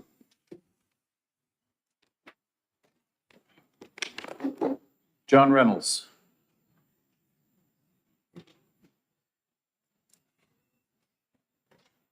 It's a 2-minute drill, John. Just Thank you. Just be like Brady, straight down the field. That's not what I'm known for, but I'll give it my best shot. Thank you, Chair Gannon, members of the committee. I'm John Reynolds, the State Director for the National Federation of Independent Business. Thank you for the opportunity to comment today. We support House Bill 733. When I go around the state and talk to our members, we represent 1,700 small business owners across the state. They have lots of top concerns: taxes, limited regulation, but a common theme across every single one of them is they want a level playing field. And that's what we believe HB 733 does. It levels the playing field by at least letting you know who's on the field. And that matters in civil litigation because it's hard to prepare a defense when you don't know who's on the field, when you don't know their motives, when you don't know how to prepare your trial strategy or for settlement negotiations. And I would just make 2 quick points. One is, right, there is a broad public interest, as Representative Cole alluded to. I hear a lot from members of ours that are concerned about the cost of business liability insurance, tort judgments and settlements impact a wide range of things in New Hampshire, from the cost of goods and services to insurance products. And then the last point I would make is that if you have concerns about the legislature asserting itself in this realm, I would think back to 15 years ago when the legislature, when the New Hampshire General Court passed a broad set of regulations on stranger-originated life insurance, which is when hedge funds were skirting insurable interest rules essentially to become the beneficiary of life insurance policies and profit from them. The legislature stepped in, required a great deal of transparency, set regulations for how that's supposed to work. And I think that this situation is very analogous and would encourage you to support it. So thank you again for the opportunity.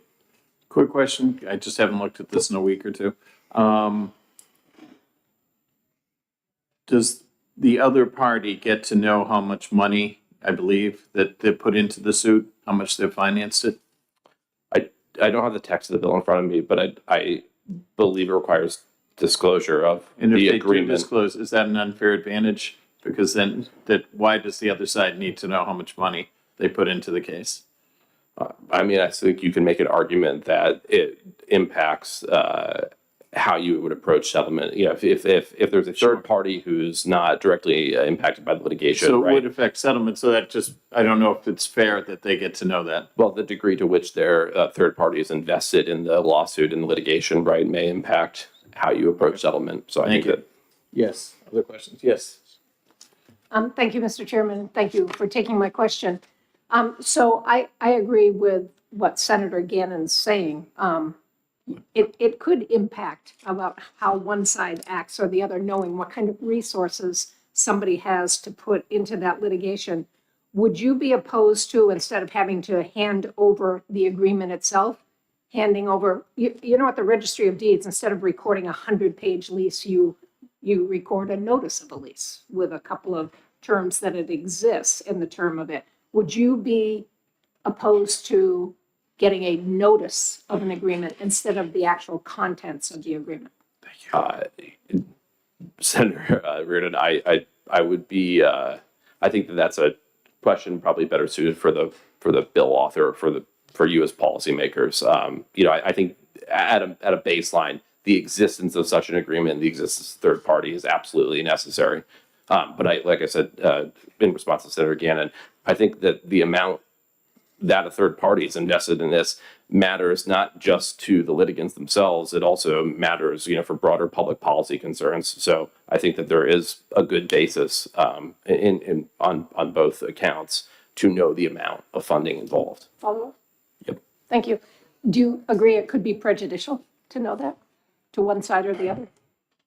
I guess I'm not sure how, I'm not, I have not thought deeply about the question, so as an initial matter, but I'm not sure how it could be prejudicial. Okay. I'll ask somebody else. Thanks. Yeah, thank you. Thank you very much for your testimony. Tony, I won't say your name right again. Give me a couple days, we'll work on it. Hopefully you're not here that many times, No. you won't be making money. No. That'd be good. So I'm here to testify in opposition to the bill. The litigation funding bill is not only unnecessary, but it's probably something that invades the attorney-client relationship. It also is something that is completely and totally always going to be inadmissible in a trial. Currently, the law precludes plaintiffs from pointing out that insurance companies are actually the defendants. Most cases in PI matters that go to trial, the insurance company is actually the defendant. They have indemnified the actual party that caused the injury, and they step into their shoes. The law is clear. Who is paying the bills is completely irrelevant. There is no trial-related, no judicially related reason to do this. In addition to that, the bill is requiring lawyers to disclose intimate details about how they run their cases. I don't ask people for that kind of information when I take cases. I don't want that kind of information. I will tell you that personally, we do not accept cases that involve litigation funding. But these cases and these instances sometimes occur, and people should be allowed and have the right to use those people without having to impact their case. Because again, it's irrelevant. The other thing is I want to clear up a couple of things that were said. There are not, to my knowledge, people in the state of New Hampshire who are looking for cases as venture capitalists. What is happening in cases that this occurs is the case is already filed, the person already has a lawyer, the injury has already occurred, and those people need money. The injured party needs money while the case is pending. And so it's in those instances that they seek this third-party funding. But these people are not bankrolling cases. That's just not true. Not only is it not true, but it's probably unethical. So I think that the rules of ethics in the state of New Hampshire would preclude these problems from arising. And I do not think that they have any evidentiary value whatsoever.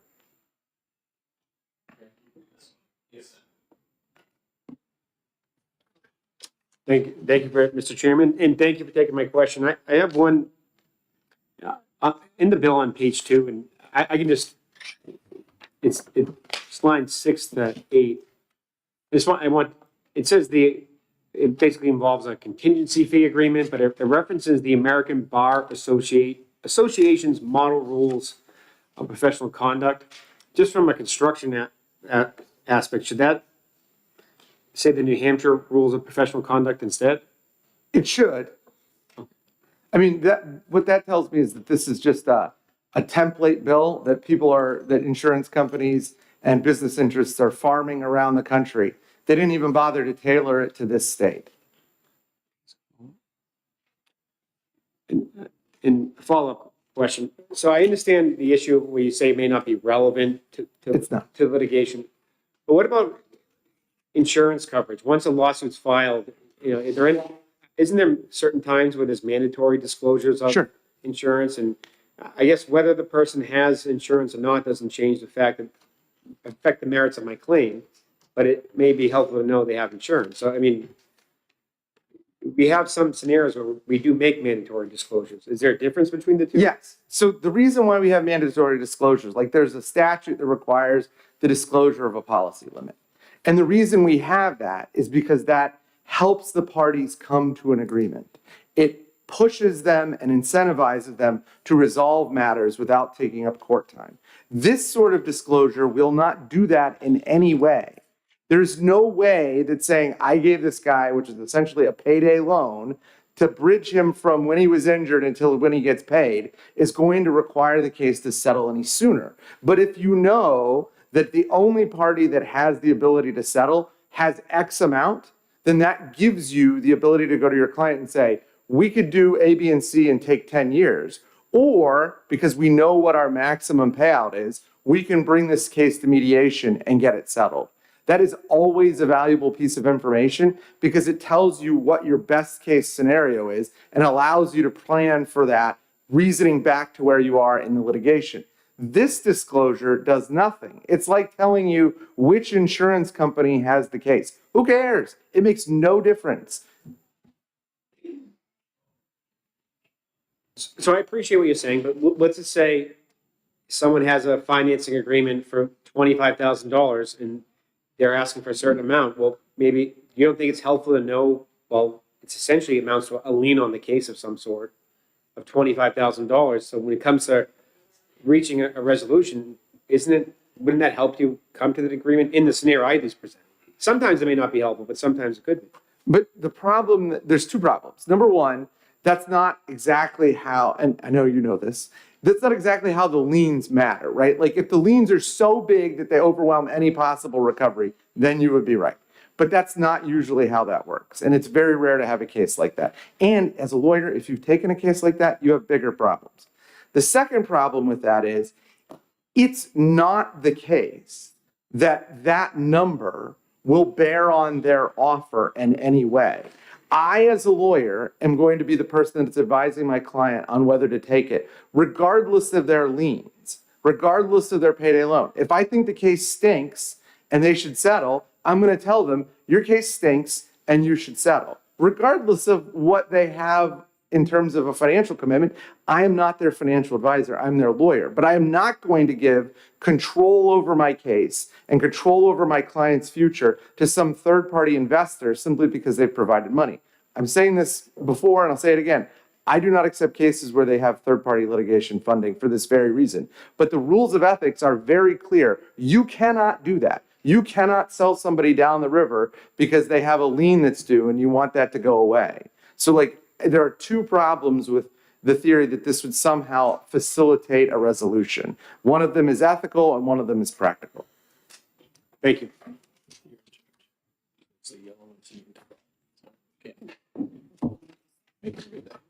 Senator Altshuler, you're recognized. Thank you, Mr. Vice Chair. Thank you, Attorney Scullambrini. I want to just move this discussion into another arena.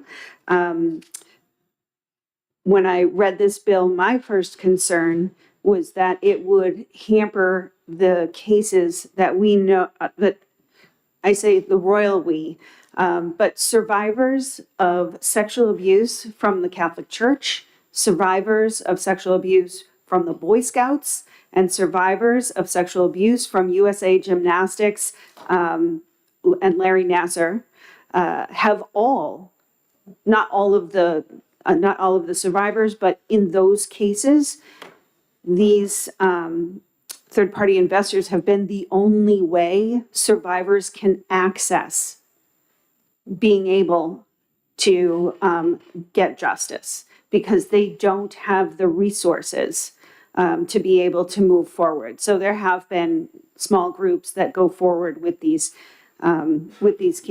cases using an investor. And if this 733 were to go in action, how would that affect the survivors of these cases of sexual assault, which are not, I would love to say that it was a one-time thing, but every 6 months or so, we see another massive case come forward.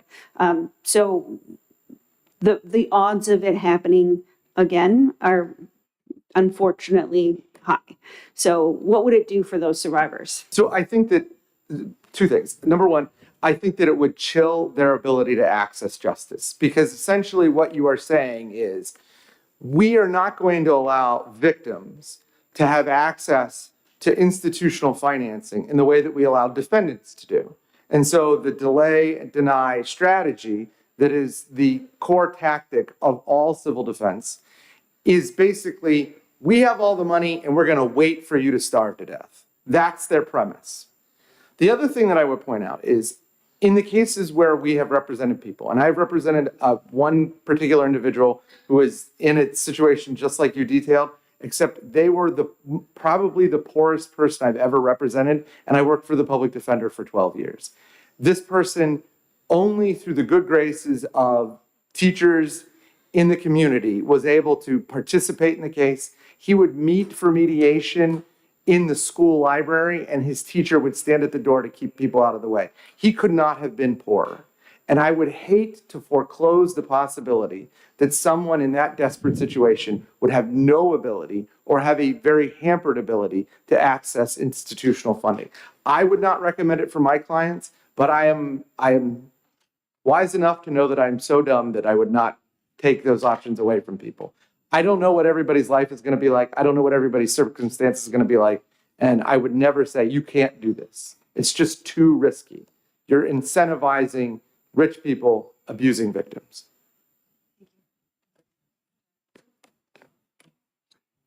Seeing no questions, thank you for your testimony. Thank you.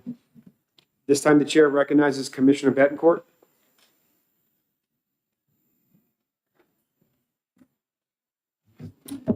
Thank you, Mr. Chairman, members of the committee. DJ Betancourt, Commissioner of the New Hampshire Insurance Department. It's nice to see you all this afternoon. Just a couple of quick points here, purely from an insurance perspective.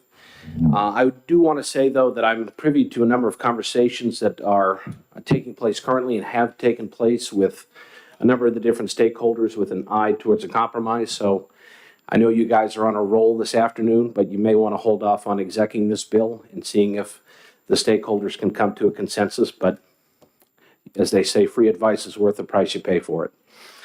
In any event, as I've said, I'm here from an insurance perspective, though I did want to specifically address a couple of different things that have come up.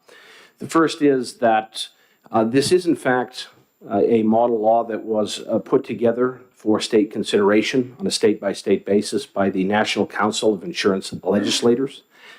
I can tell you that from my experience working with model laws that the National Association of Insurance Commissioners puts together from time to time, when you are looking at models that are to be considered by all 50 states, you want to leave a certain degree of flexibility and a certain degree of ability to customize those particular model laws for the particular legal dynamics that may be playing out in each state. So that may explain some of the reasons why there's particular provisions in there that may look a little bit different. They wanted to provide, like I said, that flexibility to make it most applicable and work best within New Hampshire's particular statutory scheme. The other thing I wanted to mention, Senator Altschiller had mentioned some previous cases, some high-profile cases, and what the impact of this would be. Again, I would highlight that, to my understanding, this bill is purely about disclosure. It is not about banning third-party funding. So those cases, Senator, would still be able to proceed forward. There would just be a disclosure component to it. However, even in those cases, this particular legislation applies to commercial litigation and not any kind of criminal or civil type of case, which I think is most prominent in the examples that you cited. So I appeared before this committee, I believe last year, to talk about some of the challenges that we are experiencing in our insurance markets. In large swaths of the insurance industry right now, we are experiencing a hard market. That's a technical term that basically means that when insurance carriers are suffering large losses, they are seeing huge payouts. They obviously begin to manage their risk far more conservatively. And when that happens, a hard market dynamic begins to form in the sense that the demand and need for particular kinds of coverages is at traditional levels or higher, but access to that coverage is more restricted. And so at that point, you have a basic supply-demand type dynamic that takes hold, such that the coverage that remains is more expensive. And nowhere have we seen this play out more prominently than for our nonprofits, particularly those nonprofits who are in the behavioral health space, as well as those who are in the business of providing child and daycare. We hear from those entities a lot about the challenges that they are facing with general liability insurance. And you've got two pretty darn big public policy challenges there. The first is this state has done a magnificent job over the past many years to strengthen New Hampshire's behavioral health infrastructure, whether that be for mental health, whether that be for behavioral health. And as you know, when we bring those programs forward, we put the structure of the program forward, we put the dollars forward.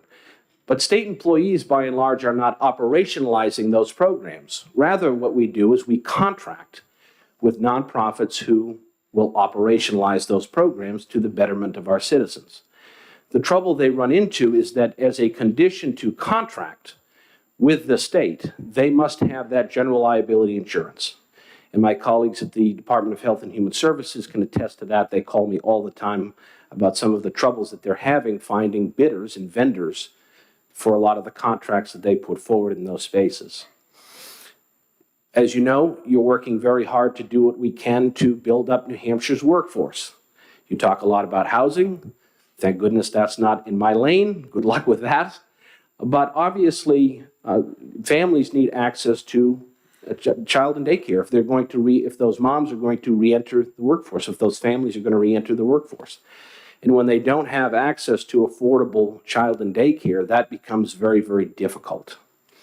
So that's where this legislation comes in, because amongst the factors that drive a hard insurance market, social inflation is one. And so how does disclosure of third-party litigation help with that? Well, in a handful of ways. The first is it enhances risk transparency, which is to say that by disclosing that data, insurers are able to gain insights into the risks associated with specific sectors or types of coverages, and that transparency helps them to better evaluate and price policies, which we hope will ultimately lead to more affordable premiums.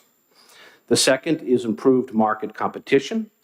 When litigation data is readily available, it allows insurers to identify areas of opportunity or underpricing in the market. That can lead to increased competition amongst insurers to offer better rates and coverage options, which again can help to bring some relief to that hard market dynamic. The third is informed underwriting decisions. Access to third-party litigation information aids insurers in understanding past litigation outcomes so that insurers can adjust their risk assessment and policy terms, which again doesn't necessarily lead to more affordable premiums in and of itself, but can certainly ensure that a carrier can be comfortable offering the coverage, at least offering the coverage, because they better understand how to price the terms for that coverage.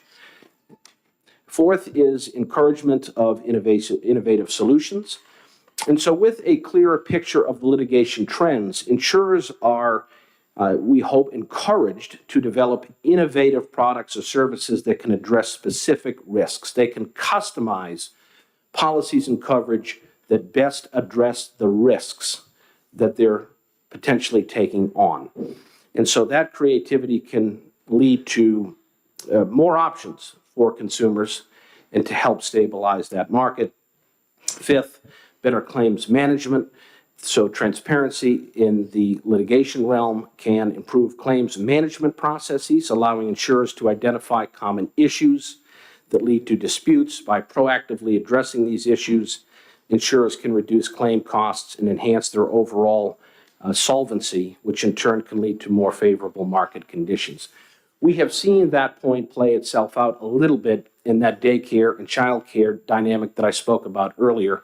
Again, that's not always to say that the measures and the steps that those entities can take to better position themselves to be offered terms by the carrier, it does not mean that that's going to be affordable for them. It may very well be a cost constraint. But again, at least they will have some options. And with those options comes competition. In our free market system, that competition, while not alleviating the affordability problem entirely, it will at least improve the condition from where it stands today. So I'm going to stop there, and I'm happy to take your questions. I appreciate there are probably some folks behind me who want to speak as well. Thank you, Mr. Chairman. Seeing no questions, thank you for your testimony. Thank you. At this time, the chair recognizes the Honorable Will Infantine.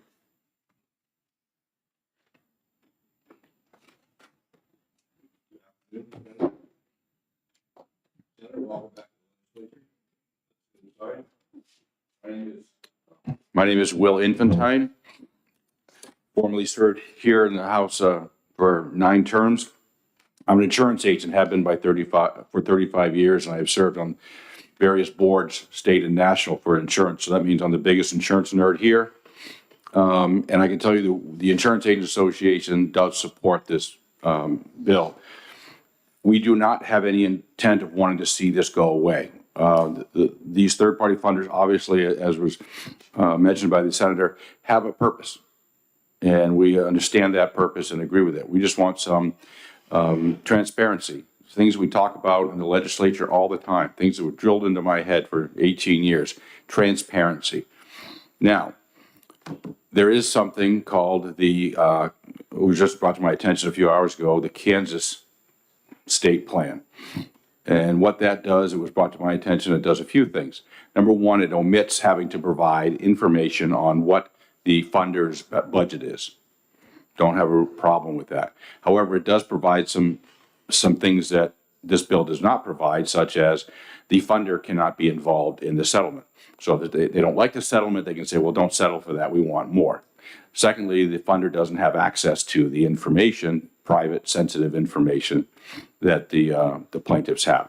So I think there could be a very good compromise, and I'll leave that up to the representative to see if he can come to a compromise with these folks. But I do believe that it'll make this bill better. So transparency, just make everybody know what's going on within reason. And the second thing is do no harm. Don't stop this from happening. Stop this mechanism. While I don't personally like it sometimes, I do understand it's part of the system. And in some cases, it does work. Senator Aschiller brought up a good point where sometimes this would be needed. So we do support it. We would like a few changes. I'm supportive of a few changes. I think our association would be as well.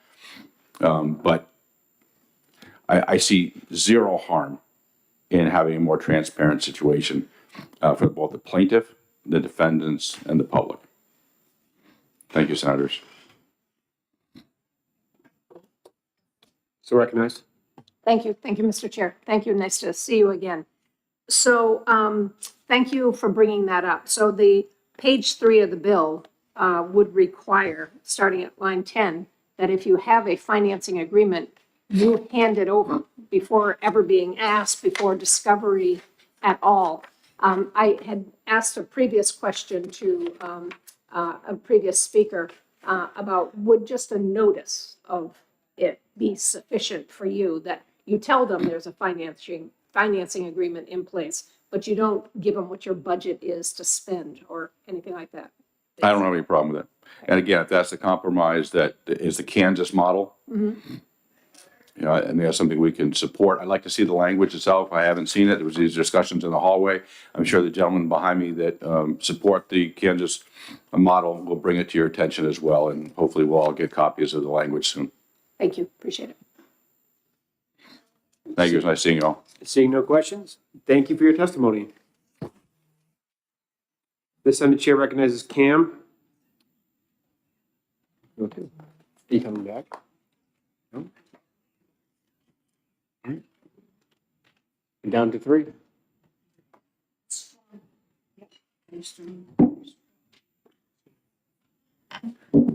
We have the majority. Good afternoon, Mr. Chairman, members of the committee. Thank you for hearing from me. For the record, I am Cam Lapine. I work at Orr & Reno, and I'm here today representing 2 clients, the American Property Casualty Insurance Association and the New Hampshire Association of Domestic Insurance Companies. I am here today in strong support of House Bill 733.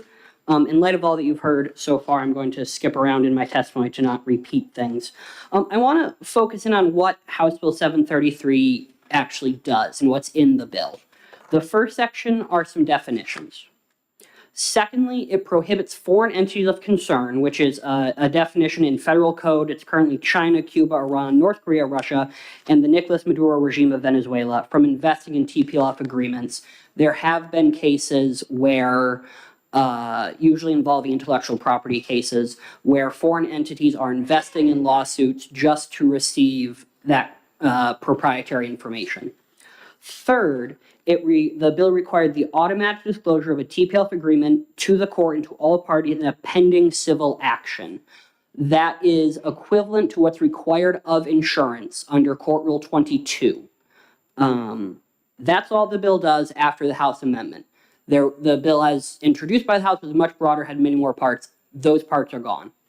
The bill as amended by the House only addresses large-scale, high-dollar, commercial third-party litigation financing. This is not $10,000 to pay your rent while your case is pending. These are millions of dollars used for investment. The commissioner did a great job explaining why this is a good bill, how it will help insurance companies and help businesses. You should, I believe, have received a letter from the BIA. At one of their recent events, they point out this is one of their priority bills for the year because of the cost it poses to folks doing business in New Hampshire. Let me try to address some of the questions that have been raised. Senator Gannon was correct. This bill does not ban third-party litigation financing. It does not say blanketly that third-party litigation financing is bad. It just puts some safety guardrails in place. Senator Abbas, you asked if it's the plaintiff who enters into the agreement. There are some situations where the plaintiff enters into them. The current trend, however, is third-party funders investing in buckets of cases with a law firm to recoup their investment that way. That speaks to the Kansas proposal, which has been discussed. My reading of the Kansas proposal is that it would not apply to those law firm-based investments, which is why I don't love the Kansas model. It would exclude a large portion of cases. Senator Altro's question about hampering survivors of abuse, I struggle to see how that would occur because this isn't banning anything. It's just disclosing the contract the same way that an insurance policy is disclosed. Although I'm happy to think about that more. And then I would just reiterate what the commissioner said. There are conversations ongoing. We would love the opportunity to keep talking and see if we can figure something out. And with that, I'll be happy to take any questions. I hope I was under 2 minutes. Thank you for your testimony. I do have a question. You mentioned the concern of foreign entities or foreign countries funding lawsuits. I have that same concern. But my interpretation of a commercial litigation financer, which I understood this to be limited to that, and that's on page 1, beginning on line 11. That means that a person in the business of entering into commercial litigation financing agreements with claimants or with lawyers. So would that include a foreign country? I mean, I thought that would, if you're in the business of providing litigation financing, that's the primary function of your business. I thought I read that definition to be narrow to that, not a foreign country problem. I would like it to apply to foreign countries. Sure. So if you go down on page 2, beginning on line 23 through page 3, line 4, that's where it addresses foreign entities investing and being involved in these.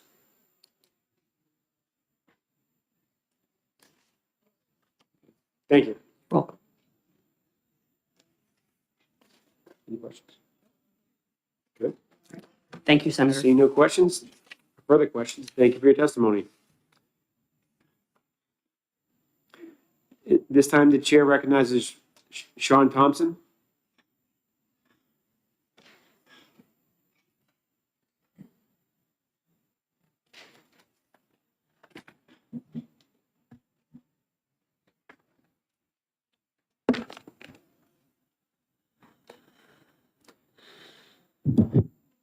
Thank you, Mr. Chairman, members of the committee.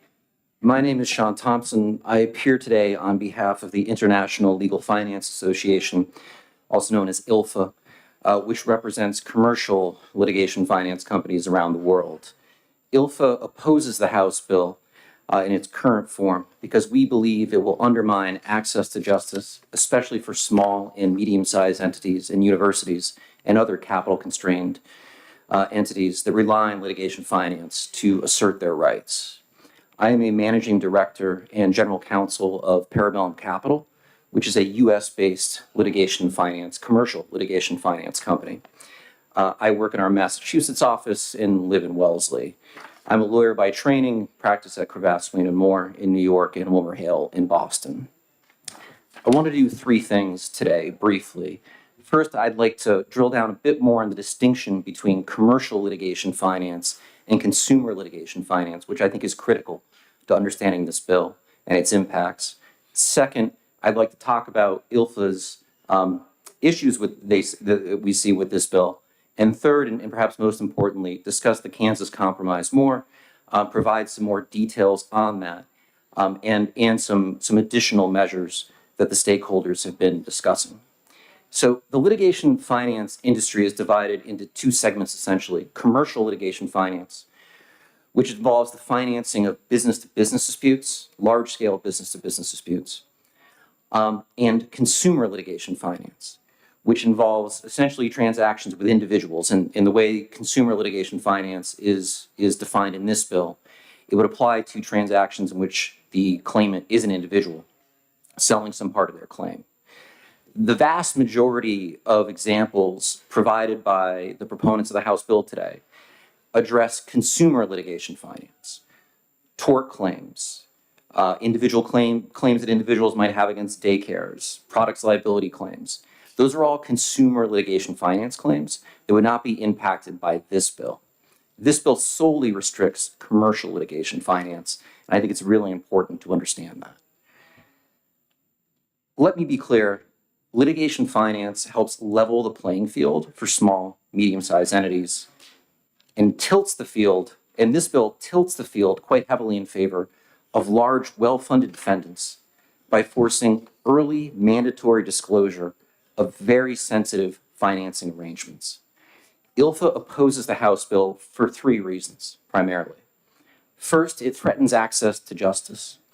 Litigation is expensive. As a result, most companies cannot afford to litigate even the strongest claims arising from the most serious wrongs.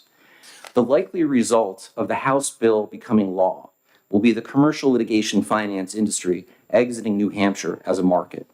And while it has not been characterized as a ban, and obviously it isn't, the de facto reality is few, if any, commercial financiers will be willing to operate in a state where there is mandatory automatic disclosure of sensitive financing documents to litigation adversaries. That provides a serious unfair advantage to defendants in cases to know the plaintiff's budget, to know how the proceeds from that litigation will be distributed between the law firm, the claimant, and the funder. That is not akin to the production of an insurance policy. It is a fundamentally different and far more prejudicial thing. Second, the House bill sidesteps judges. The bill would require automatic disclosure of funding agreements before the court has even had a chance to weigh in. That is not how discovery works in the United States in almost all circumstances. Judges already have authority under existing law to order the production of litigation finance documents to the extent they feel, based on the law and the facts of the case before them, should be produced as a result of the specifics of that case.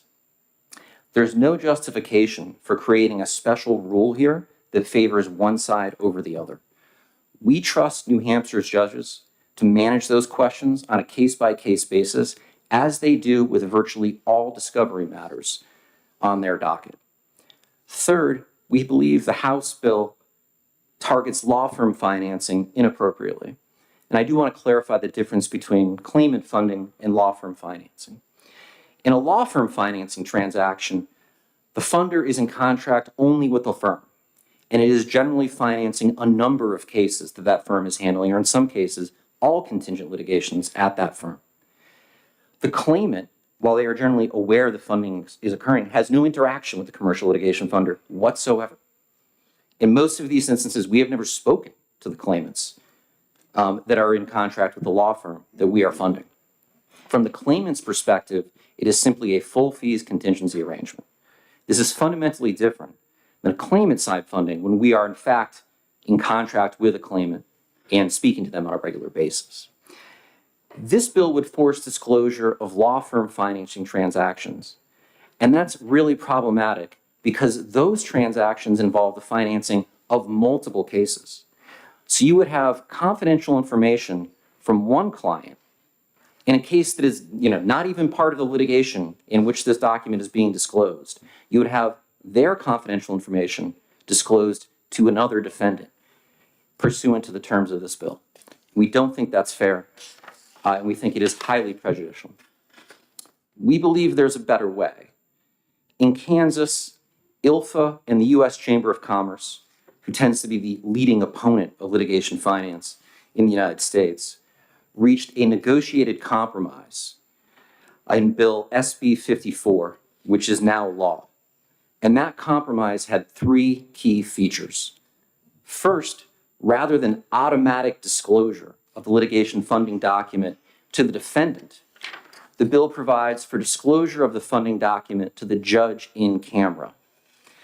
That way, a neutral actor, the judge, will be able to identify any serious issues with the funding agreement while not disclosing litigation-sensitive information to the other side. The second leg of this compromise was a disclosure, essentially a sworn certification provided by the claimant that is provided to all parties that identifies the funder, any control rights the funder might have, any potential conflicts the funder might be aware of, a description of the funder's financial interests in the case, and a disclosure of whether any adverse foreign actors are involved in the financing of the litigation. We think the twin disclosures here, with the funding agreement going to the judge and the sworn certification going to the defendants, gets everyone what they need. The defendants have the key facts. They can tell who the funder is. They can suss out any conflicts, might they exist. They can tell if the funder has control, and they can figure out the nature of the funder's financial interests.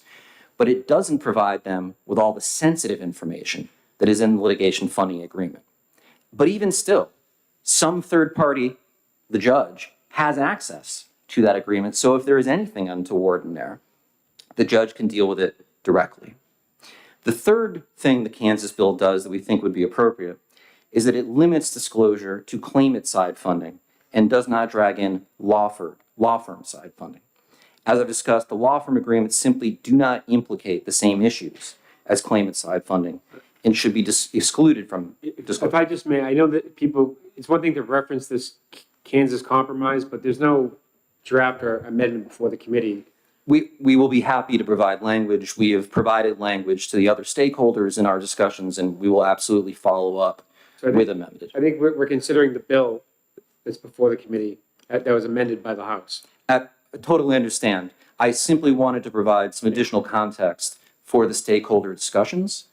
And I think ultimately, and one final point on those discussions, So the Kansas bill critically does those three things. We are also discussing two additional compromise components where there would be a prohibition on funder control and prohibition on funder access to documents designated as confidential under the court's discovery confidentiality order. We think this compromise gets everyone where they need to be without prejudicing claimants or prejudicing defendants. We believe it's a balanced approach. And we would urge the committee to examine the Kansas compromise, not act on this bill, to allow more time for the stakeholders to reach a consensus resolution. Thank you. I can ask just one question. This Kansas compromise that I haven't read it yet. Do you support the Kansas compromise as it's written? We do. Thank you. Senator Reardon. Thank you. I was trying to go through the Kansas law here as you were speaking, and I noticed that you have two different buckets. You have the law firm financing and the claimant. Is that defined any place in the Kansas law? I don't want to say something I believe, but we need to look at this language. I believe it defines claimant side funding, and the way it is defined would exclude law firm funding from its ambit. I'll look for it. Thank you.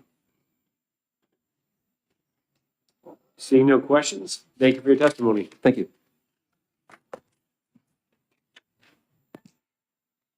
This time the chair recognizes Kirsten Schultz. Now, I was supposed to be keeping time and forgot to. I much prefer the hourglass to the alarm sound.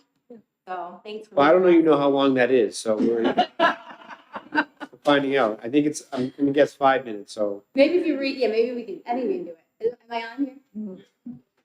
Now I'm on? Start now. Okay.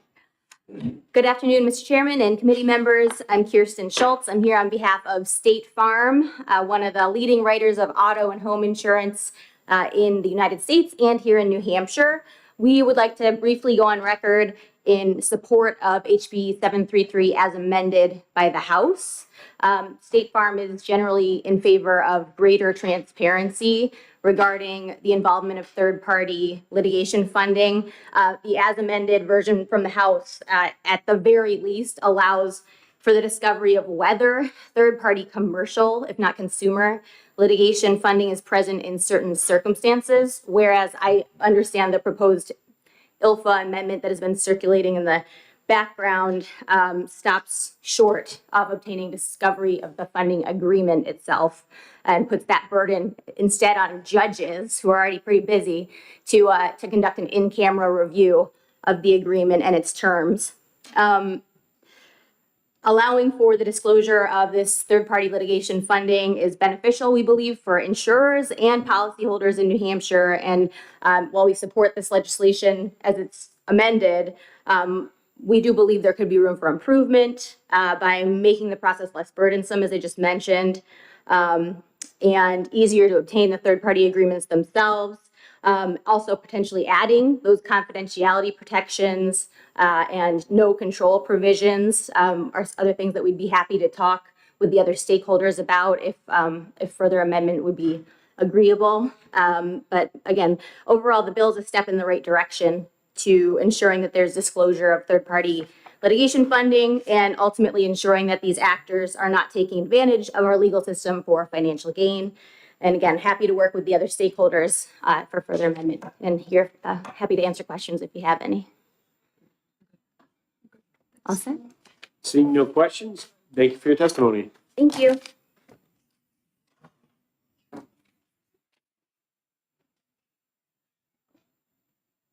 This time the chair recognizes Nathan Hennessy? Constituent. And just going forward, Hawk, this is what we're gonna use, so when it's out, it's out. Okay. Good afternoon. I know it's been a long afternoon so far. My name is Nathan Fennessy. I'm an attorney at Pretty Flaherty here in Concord. I represent AIG. We speak in support of the amended version of the bill that passed out of the House. When I'm not spending quality time with you all up here at the State House, I actually litigate cases myself. And We view this bill really as what I would consider a common sense reciprocal transparency bill. For years, defendants have had to automatically, before any discovery is issued, provide a copy of an insurance agreement or policy under which an insurance business may be liable to satisfy all or part of a possible judgment in an action. And that's part of the Superior Court Rules 22.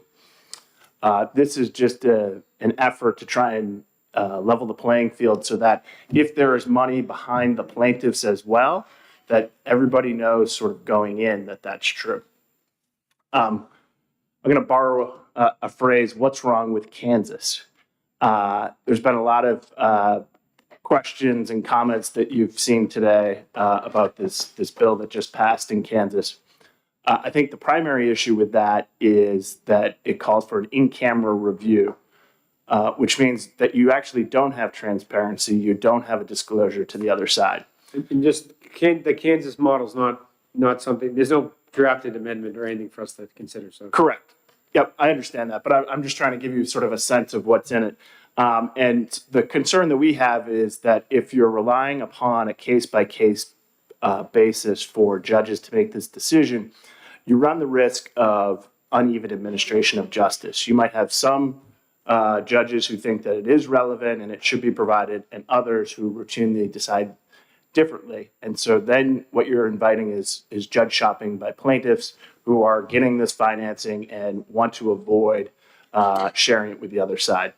I've been sitting here, I listened to the gentleman from ILFA testify, and my question was, why are they afraid of disclosing the agreements that they are entering into?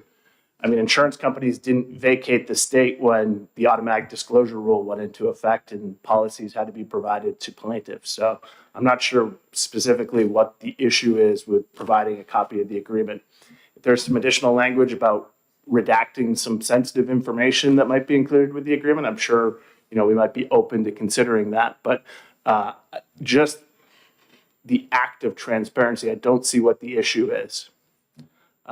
And that's all I have. Obviously, I'm happy to take any questions that you might have. I have a question. Senator Reardon? Thank you for taking my question. Isn't it a different conversation to know what the insurance proceeds are so you know what the potential award can be than to ask what the resources are and how long somebody can afford to have the disagreement with the other side, what kind of resources they're bringing to the game? It feels like a Settlers of Catan kind of situation for me where resources are one thing. They can stay in the game a whole lot longer with resources, as opposed to the award is what the settlement is in the end. They just seem like two completely different conversations to me. So I don't think they are separate conversations because, for example, when you have an insurance policy, depending on the type of insurance, sometimes defense costs erode the policy limits. And so once you turn that over, the plaintiffs know how much coverage you have for defense costs.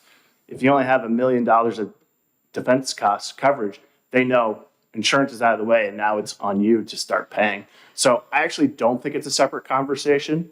I think it's very much the same sharing of information between both sides. So just a question. I'm not sure if you ever dealt with any of these type of agreements in your practice, but I assume that if someone is going to invest or finance a lawsuit, they do an evaluation of the case and they finance it sufficiently. I find it hard to believe that they're going to invest, a small amount of money in the case that's not sufficient to carry out the litigation. Has that ever happened? I mean, have you come across that? I don't have any specific information about the nature of an agreement because it's never been disclosed in any case that I've been involved in. So I can't speak to what's in there, how much may be budgeted, or whether it's sufficient or not to fund it. I don't know. And I think that's part of the reason, I think the commissioner spoke to this. The absence of information means that on the insurance side, insurers are assuming sort of the worst in building out their risk calculations and their premium. And he identified a couple of areas in particular who contract with the state where, as a result of the YDC case, premiums have increased to the point where in some cases they're not affordable, or they won't even provide coverage for people in that industry because of the concern about potential litigation. Now, that's a separate, YDC is a separate situation where it's not commercial financing that's taking place. But I think that is the concern from the insurance standpoint. Seeing no questions, thank you for your testimony. Thank you. Are there any members of the public who wish to testify? Ms. Jason? Thank you, Senators, and I apologize. I just wanted to respond to something that was just said. For the record, my name is Marissa Chase. I represent the Civil Plaintiffs Association in New Hampshire. And I want to, under no uncertain terms, separate this from YDC. But I did want to, it was really confusing for me to hear that there's any issue in the insurance market with result to YDC claims because YDC claims are made against the state. The state does not have insurance. The state pays those dollars to the settlement fund. And when the Attorney General's office settles with the claimant, that is from state funds, nothing to do with insurance, full stop. I also wanted to say, again, reiterate that while this is clearly not the same thing as what I would refer to as payday loans, that some claimants who are anticipating settlements sign their lives away, this is not that. This is consumer legal funding. What I haven't heard today was any example of consumer legal funding happening in New Hampshire. If there has been an issue with any cases that any of the insurance companies here today have mentioned where non-disclosure of a consumer legal funding agreement led to some kind of disparate treatment of a case. New Hampshire just doesn't have a market for this. This is, you think of multi-district litigation venues in other states that see mass torts. New Hampshire is not that. This doesn't happen here. This is an effort being pushed across the country to get a plurality of states to have something similar on the books so it becomes the law of the land. This is not a problem in New Hampshire, and I would respectfully ask you to not waste your time on it.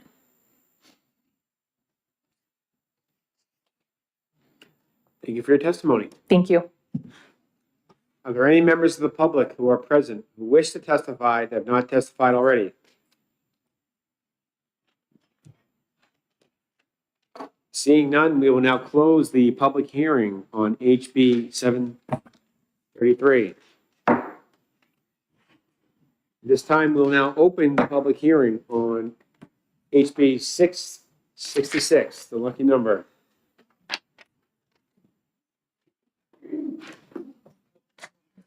Can I take this one? Yes.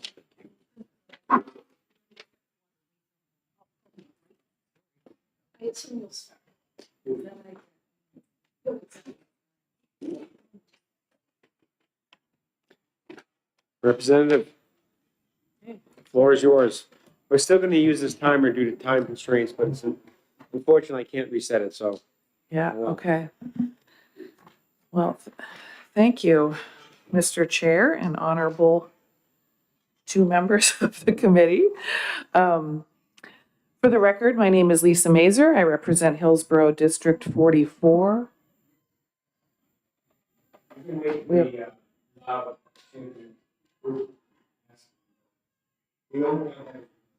Thank you.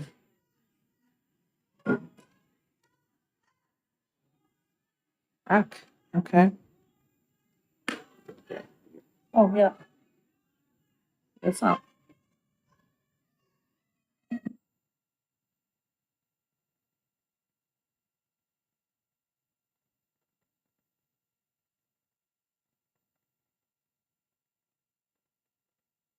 The committee will be in recess for 1 minute.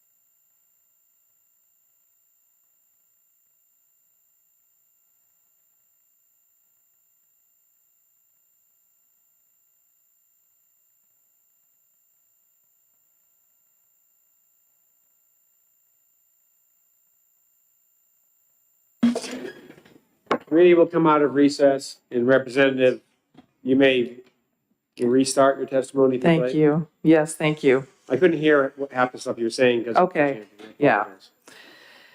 So again, for the record, my name is Lisa Mazer. I represent Hillsborough District 44, the towns of Goffstown and Ware.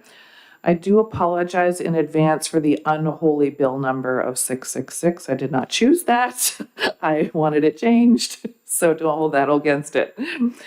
Thank you for the opportunity to present this legislation that will enhance the confidentiality of library user records and establish clear consequences for violations.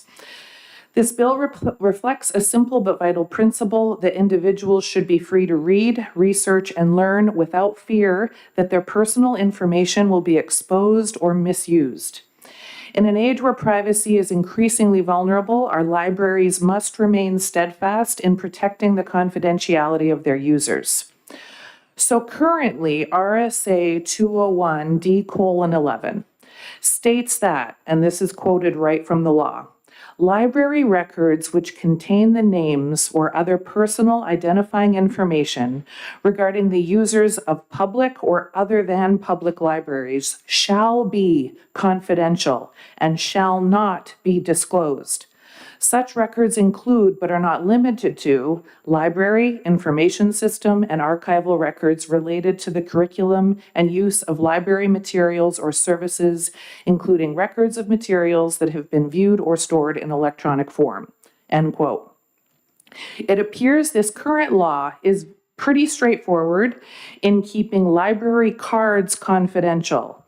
However, it was a source of confusion for a local public library who didn't realize that, quote, library records which contain the names or other personal identifying information regarding the users of public library pertains to library cards too. As a result of that confusion, several library cards were released in response to a citizen's right to know request. That citizen then proceeded to post those library cards all over social media. That should never happen again.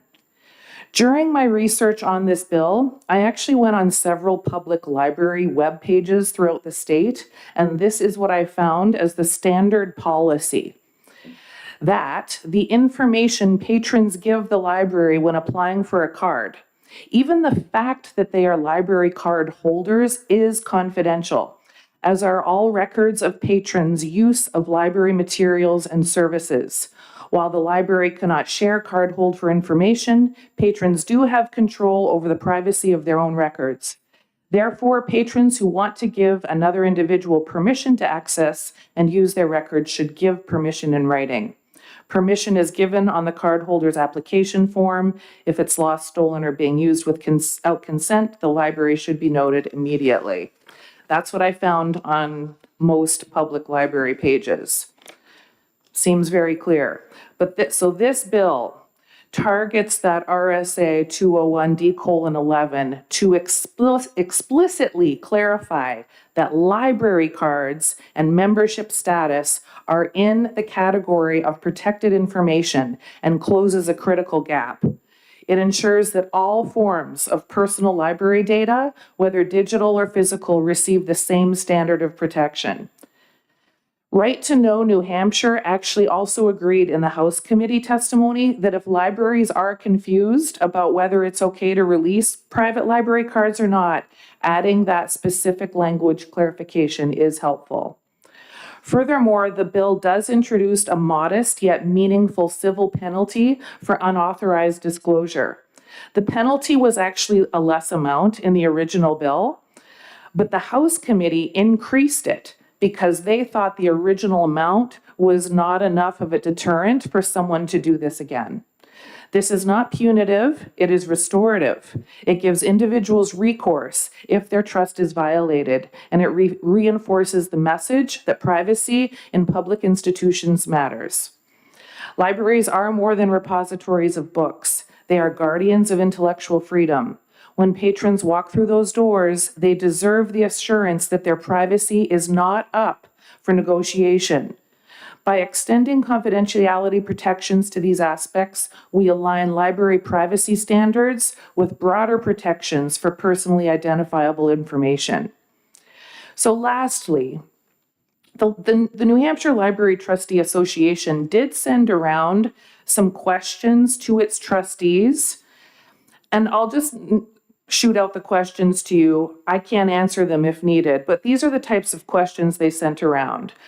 That, such as, how can library staff still assist patrons over the phone or via email? That doesn't change. They asked, what identifying data do libraries needs to start collecting? Nothing has changed with that. Who is going to oversee these complaints and investigate them? How do libraries protect staff from malicious claims? Who oversees the payment and apology letter? Given our staff only have access to this information related to their job duties, isn't a fine, in essence, the employer library's responsibility? And does this bill conflict with another bill, HB 273, which it doesn't, because that bill was amended and they both don't bump into each other.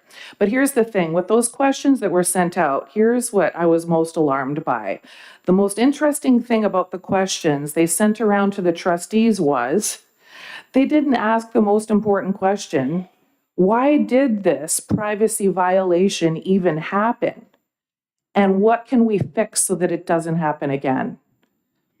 I urge this committee to adopt these enhancements to safeguard the privacy and trust that are fundamental to the role of libraries in our communities. Thank you, and I'm happy to answer any questions.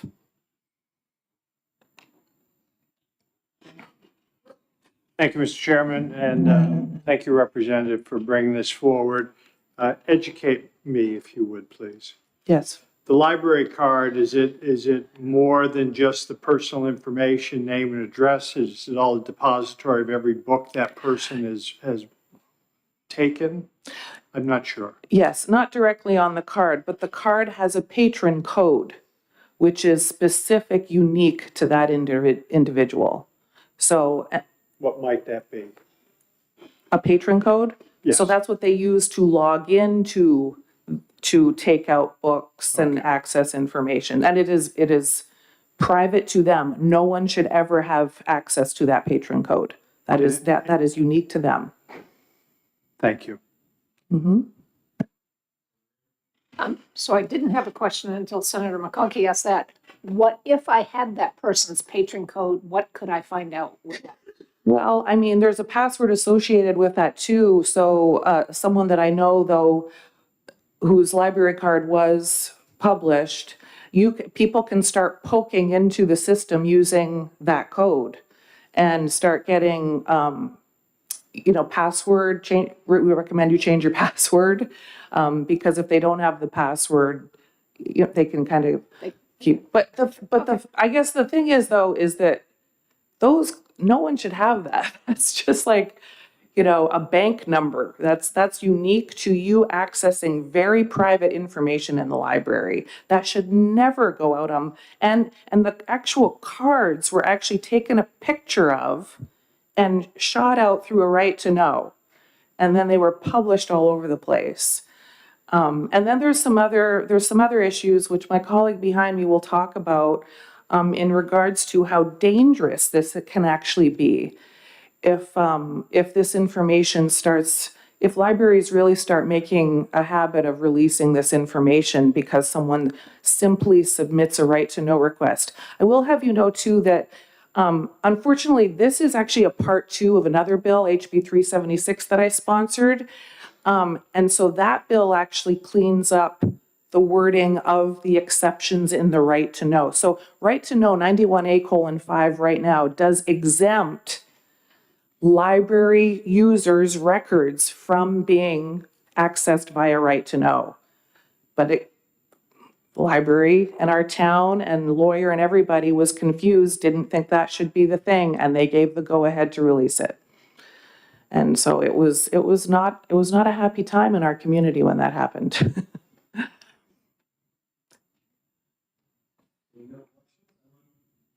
Seeing no questions, I want to thank you for your testimony. Thank you.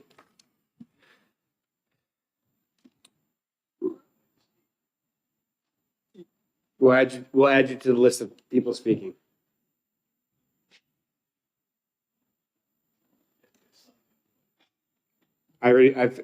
You've been, not, you're added.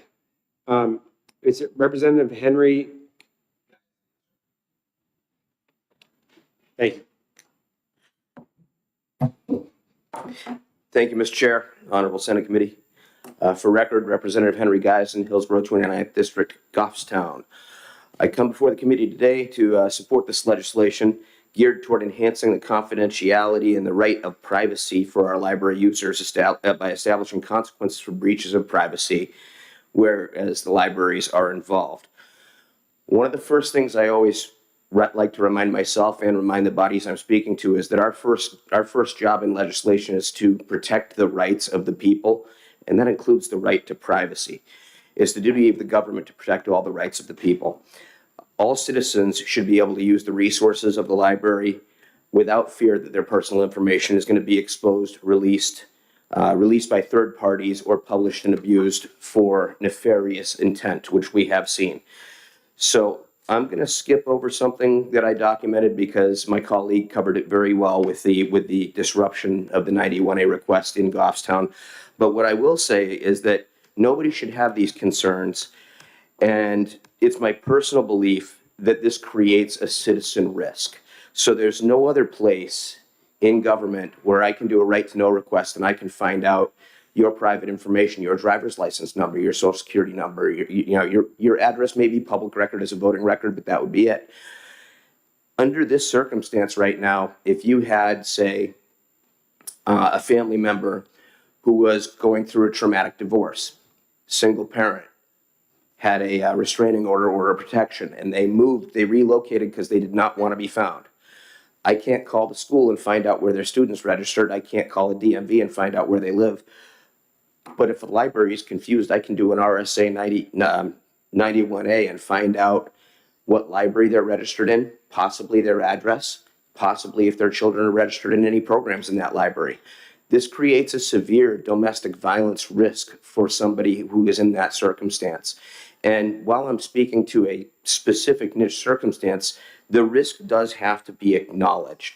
So in that scenario, if we don't put teeth into the right to privacy bill by adding penalties and by defining it clearly so that the libraries know that they're held to the same responsibilities as any other government agencies, in my opinion, we are putting some of our most vulnerable population at undue risk. And that's why I think that this really does need to pass.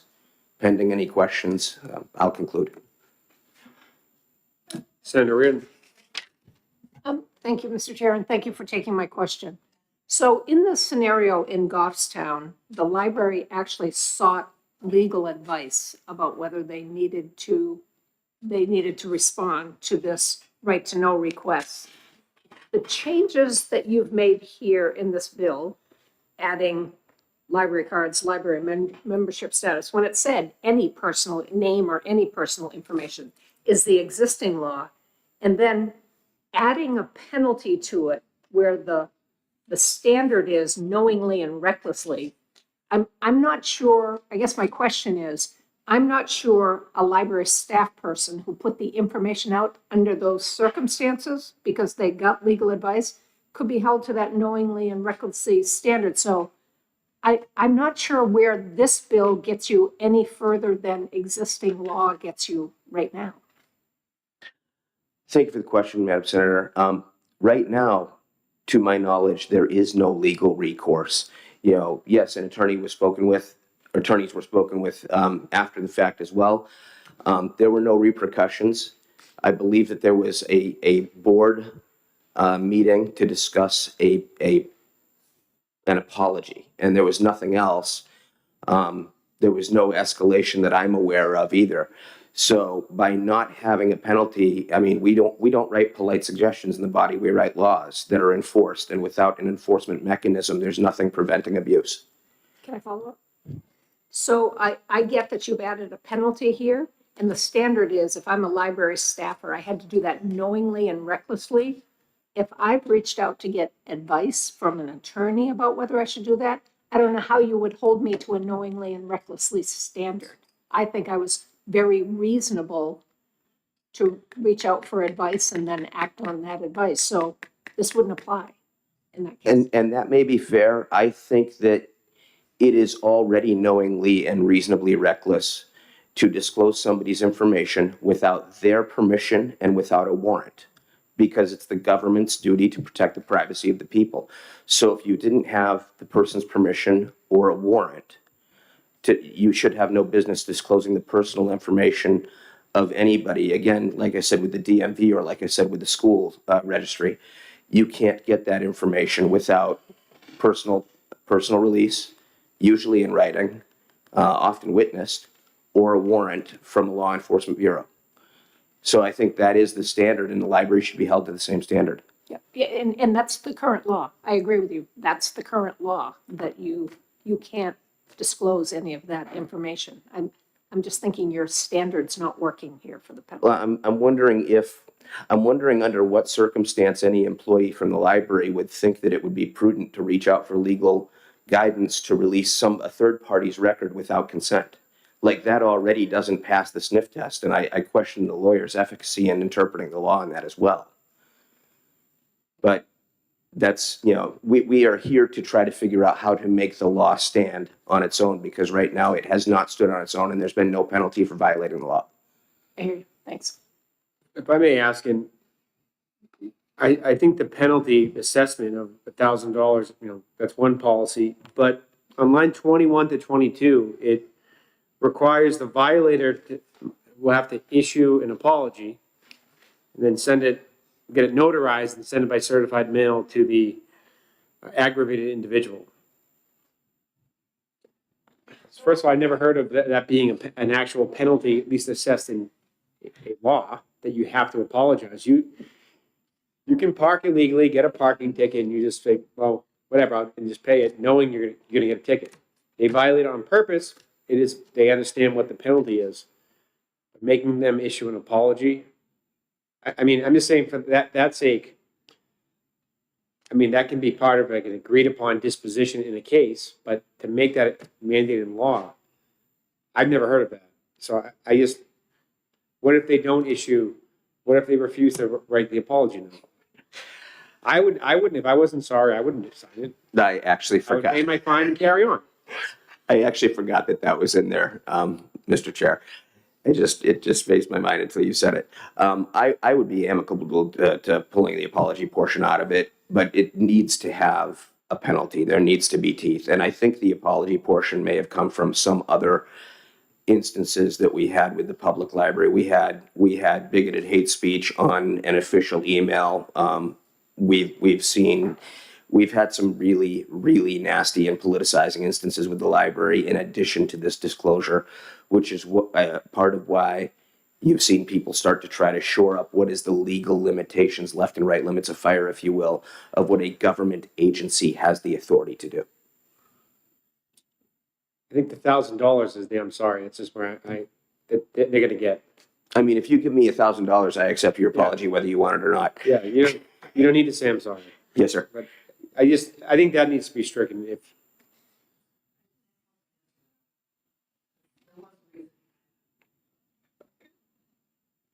I think for me to even keep an open mind, that would have to come up. So, can I invite her up here to field that question, or no? Okay.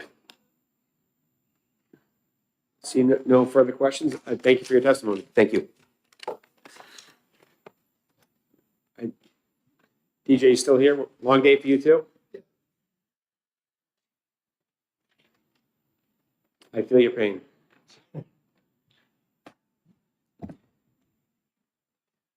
And no need to comment on the, well, you can comment on the apology piece of the board. I was already planning. So, good afternoon, Senators. My name is DJ Withy. I am an attorney and a library trustee. I'm in Wyndham, and I am in opposition to this bill. As the senator knows, because I met him this morning, I'm also a former state representative, making my first trip back to Concord to testify on any bill, first time in 25 years. I guess this is the second time. This morning in your committee, we talked about micro bills. This is a micro bill. And I don't usually say things, but I actually hate this legislation. And I don't hate the idea as much as I hate how it's done. And parts of it we'll get to. But let me start by saying that I do respect privacy. And as an aside, in the 1999-2000 session, Representative Soltani and I sponsored the bill that was eventually signed by Governor Shaheen that made identity theft a crime in New Hampshire. So I've been very passionate about protecting personal information for a long time, but I'm also passionate, or I feel strongly, about having open government in Article 8 of the New Hampshire Constitution. So let me just say the reason I hate this bill is because what I'm seeing is people conflating library cards and library usage. And we all recognize, and the existing law protected library records. This bill just adds library cards to that type of protection. So why am I getting exercised about that? And I start from the premise that you don't strengthen privacy by adding to it things that are on the margin of privacy.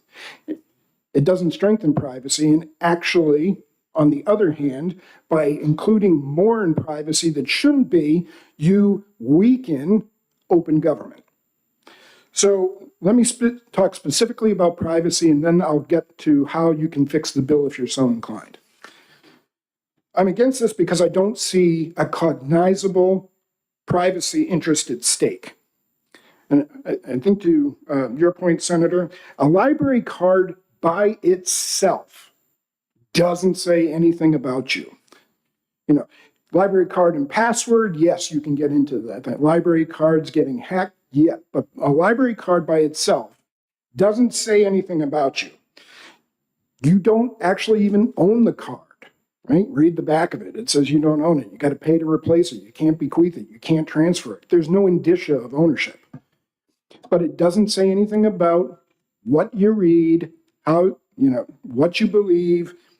And in most cases, it doesn't even say your name. It has a card. And when you lose that card, most libraries have a policy saying, in order to be safe, just tell us you lost your card, we'll issue you a new one.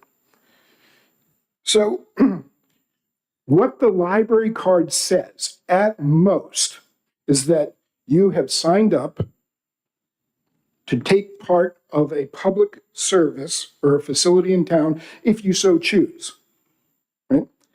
Which to me is hardly any different than the sticker on the front of my car that allows me to use the Wyndham transfer station if I so choose, right? And nobody's railing against privacy interests for transfer stations. So that's what I mean when I say I'm not sure that this bill is about actual privacy. It's about things on the edge.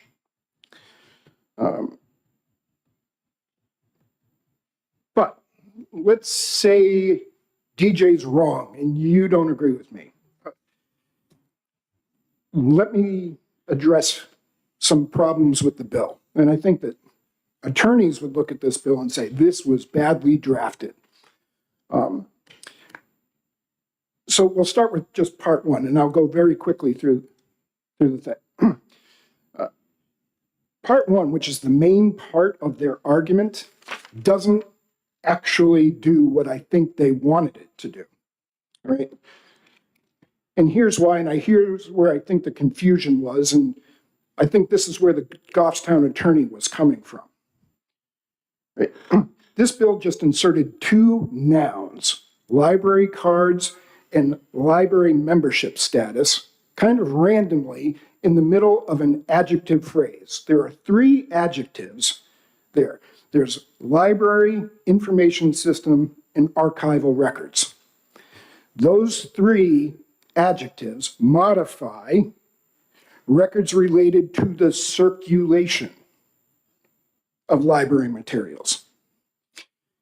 So even let's say we just made a quick drafting mistake and that there should be parentheses around library cards and library membership status to make that part of library, the adjective library, and say, it's still going to say library card records related to circulation. So the states that actually draw a distinction and protect both library cards and user data use different terms. They use circulation data and registration data. So if you're going to fix one, you should probably rewrite the whole thing using that very specific information. Part 2, I think you should delete, or in paragraph 2, this new amended section that talked about educational materials being borrowed and taught to their children. That was part of the floor amendment. That wasn't part of the first 2 amendments. And I think it should be deleted because it's not relevant to 201D. I think that this is RSA 189 because 201D is talking about the library development system, which has nothing to do with the children. The part, now we're getting to paragraph 4, which is the part that I absolutely, it offends me on a genetic level.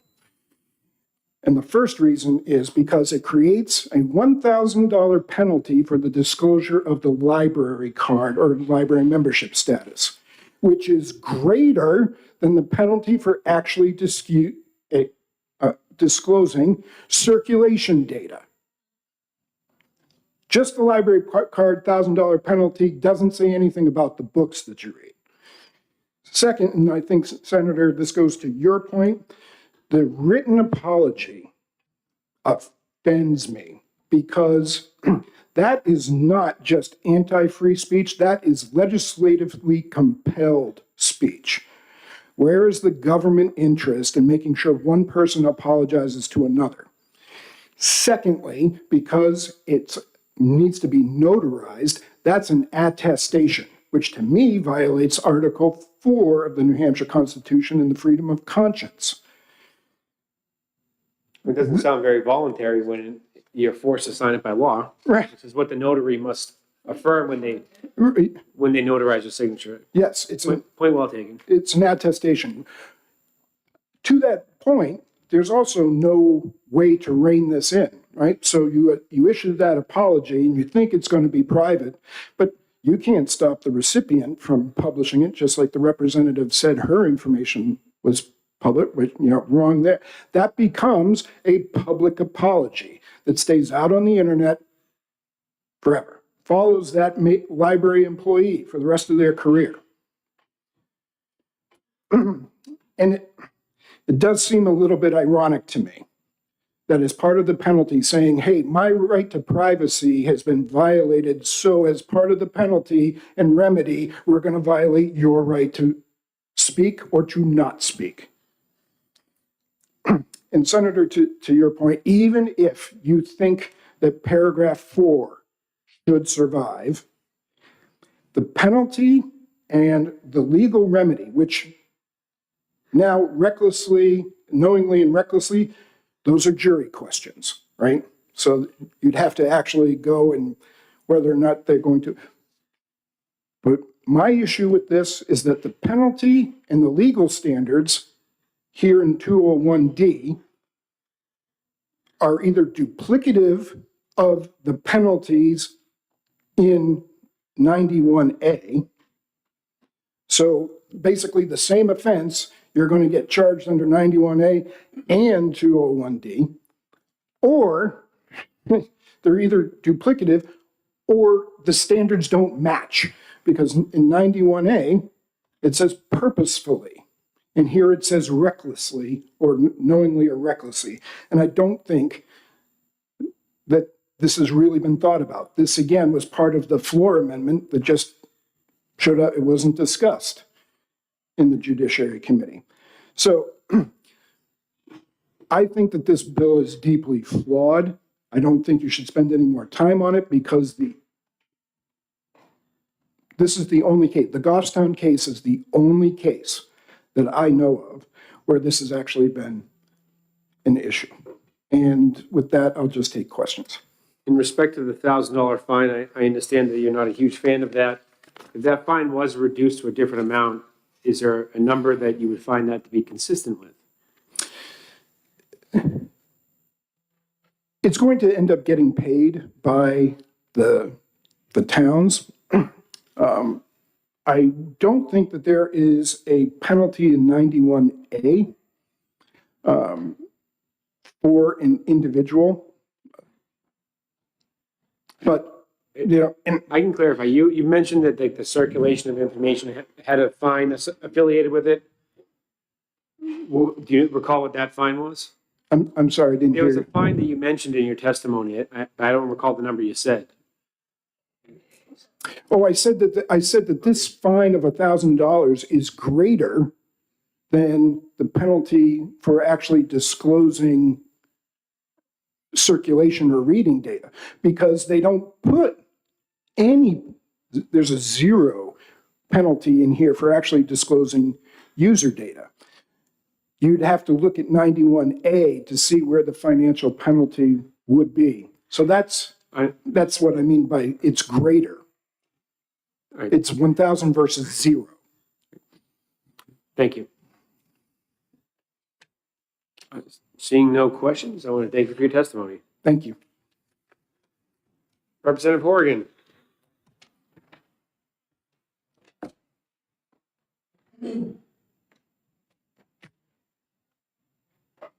Great to see you. Thanks.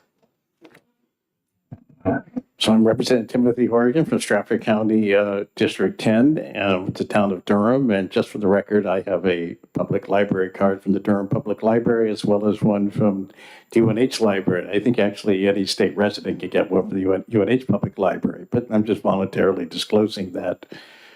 So I was on the House Judiciary Committee. I was a minority. It passed on a party line vote, so I was one of the 8 who voted against it. The gentleman who just spoke did a very, very excellent job of talking about the legal problems with it and the legislative history. So I wish he was still serving. I think he would have been a great colleague. So like, there's often a lack of clarity here in Concord about what's going on. So it's good to have somebody who laid out the situation as clearly as he did, probably more clearly than I can. So, and I see, Mr. Chairman, you agreed about the penalty being, that's like an extremely excessive penalty. It actually started out as 500, and for some reason, the interest of compromise,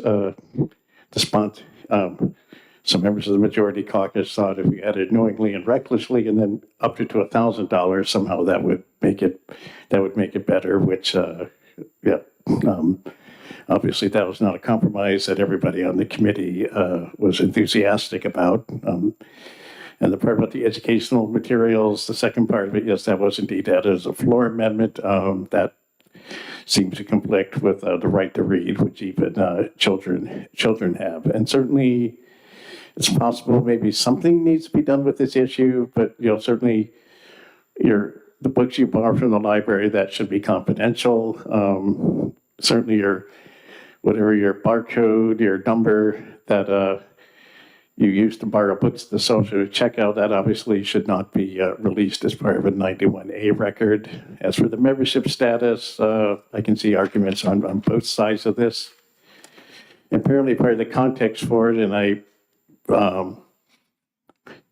we don't keep transcripts at the House like you do in the Senate, so I'm not sure the exact context of it was a hypothetical, but apparently there was some situation raised where you had somebody ran for library trustee who was not in fact a member of the library, which I don't think I would want to vote for somebody for the Durham Board of Trustees who did not in fact have a library card, but I guess, it's voluntary, that's voluntary. The person may, I'm not even sure what the facts of that story is. And certainly there's a larger context with the library in Goffstown and conflict with certain political candidates from a certain party, and that's all of the sponsors, maybe it's just a coincidence, but they all represent Goffstown. And there's an ongoing conflict between some politicians in the Goffstown area and the libraries. That's probably part of the context of it, and that's probably one good reason not to move forward this bill, especially in its current form. Although, we probably do need to clarify the right to read and the right to privacy. So as I said, certainly you shouldn't be able to file a right to know request to find out what books people are reading, and you probably also should not be publicizing your library barcode number. And also bring one other thing about, they were talking about how the library is the only government agency. Actually, not all are government agencies. Some towns have private libraries, but there actually are other agencies which do publish addresses. It's on property records. It's on the voter file, and probably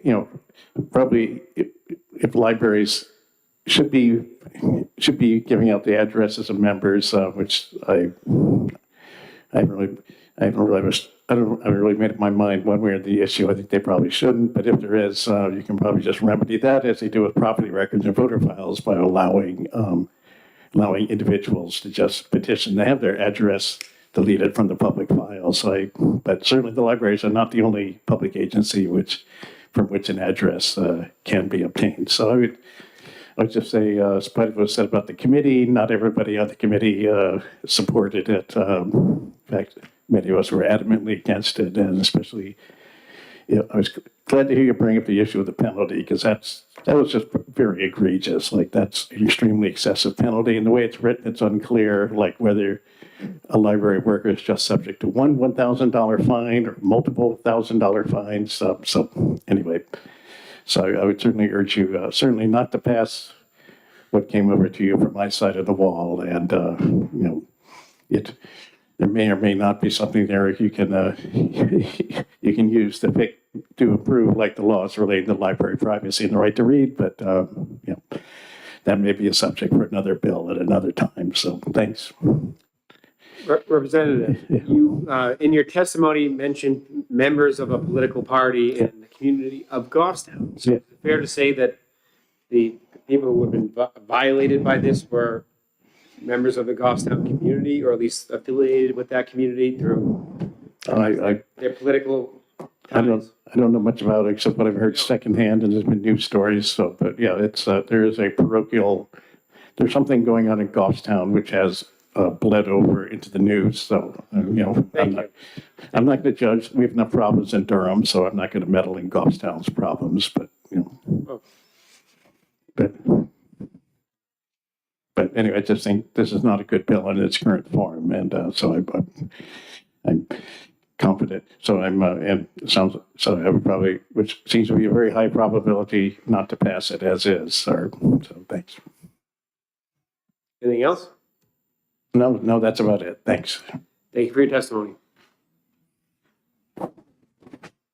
Senator, can I just clarify that I don't remember if I said at the beginning that I was not speaking for the Board of Trustees of Wyndham. I was in my individual capacity. I just want to make that clear. If it's not clear, we can clarify that. Thank you for doing that. Are there any members of the public who wish to testify that have not testified already in regards to HB 666?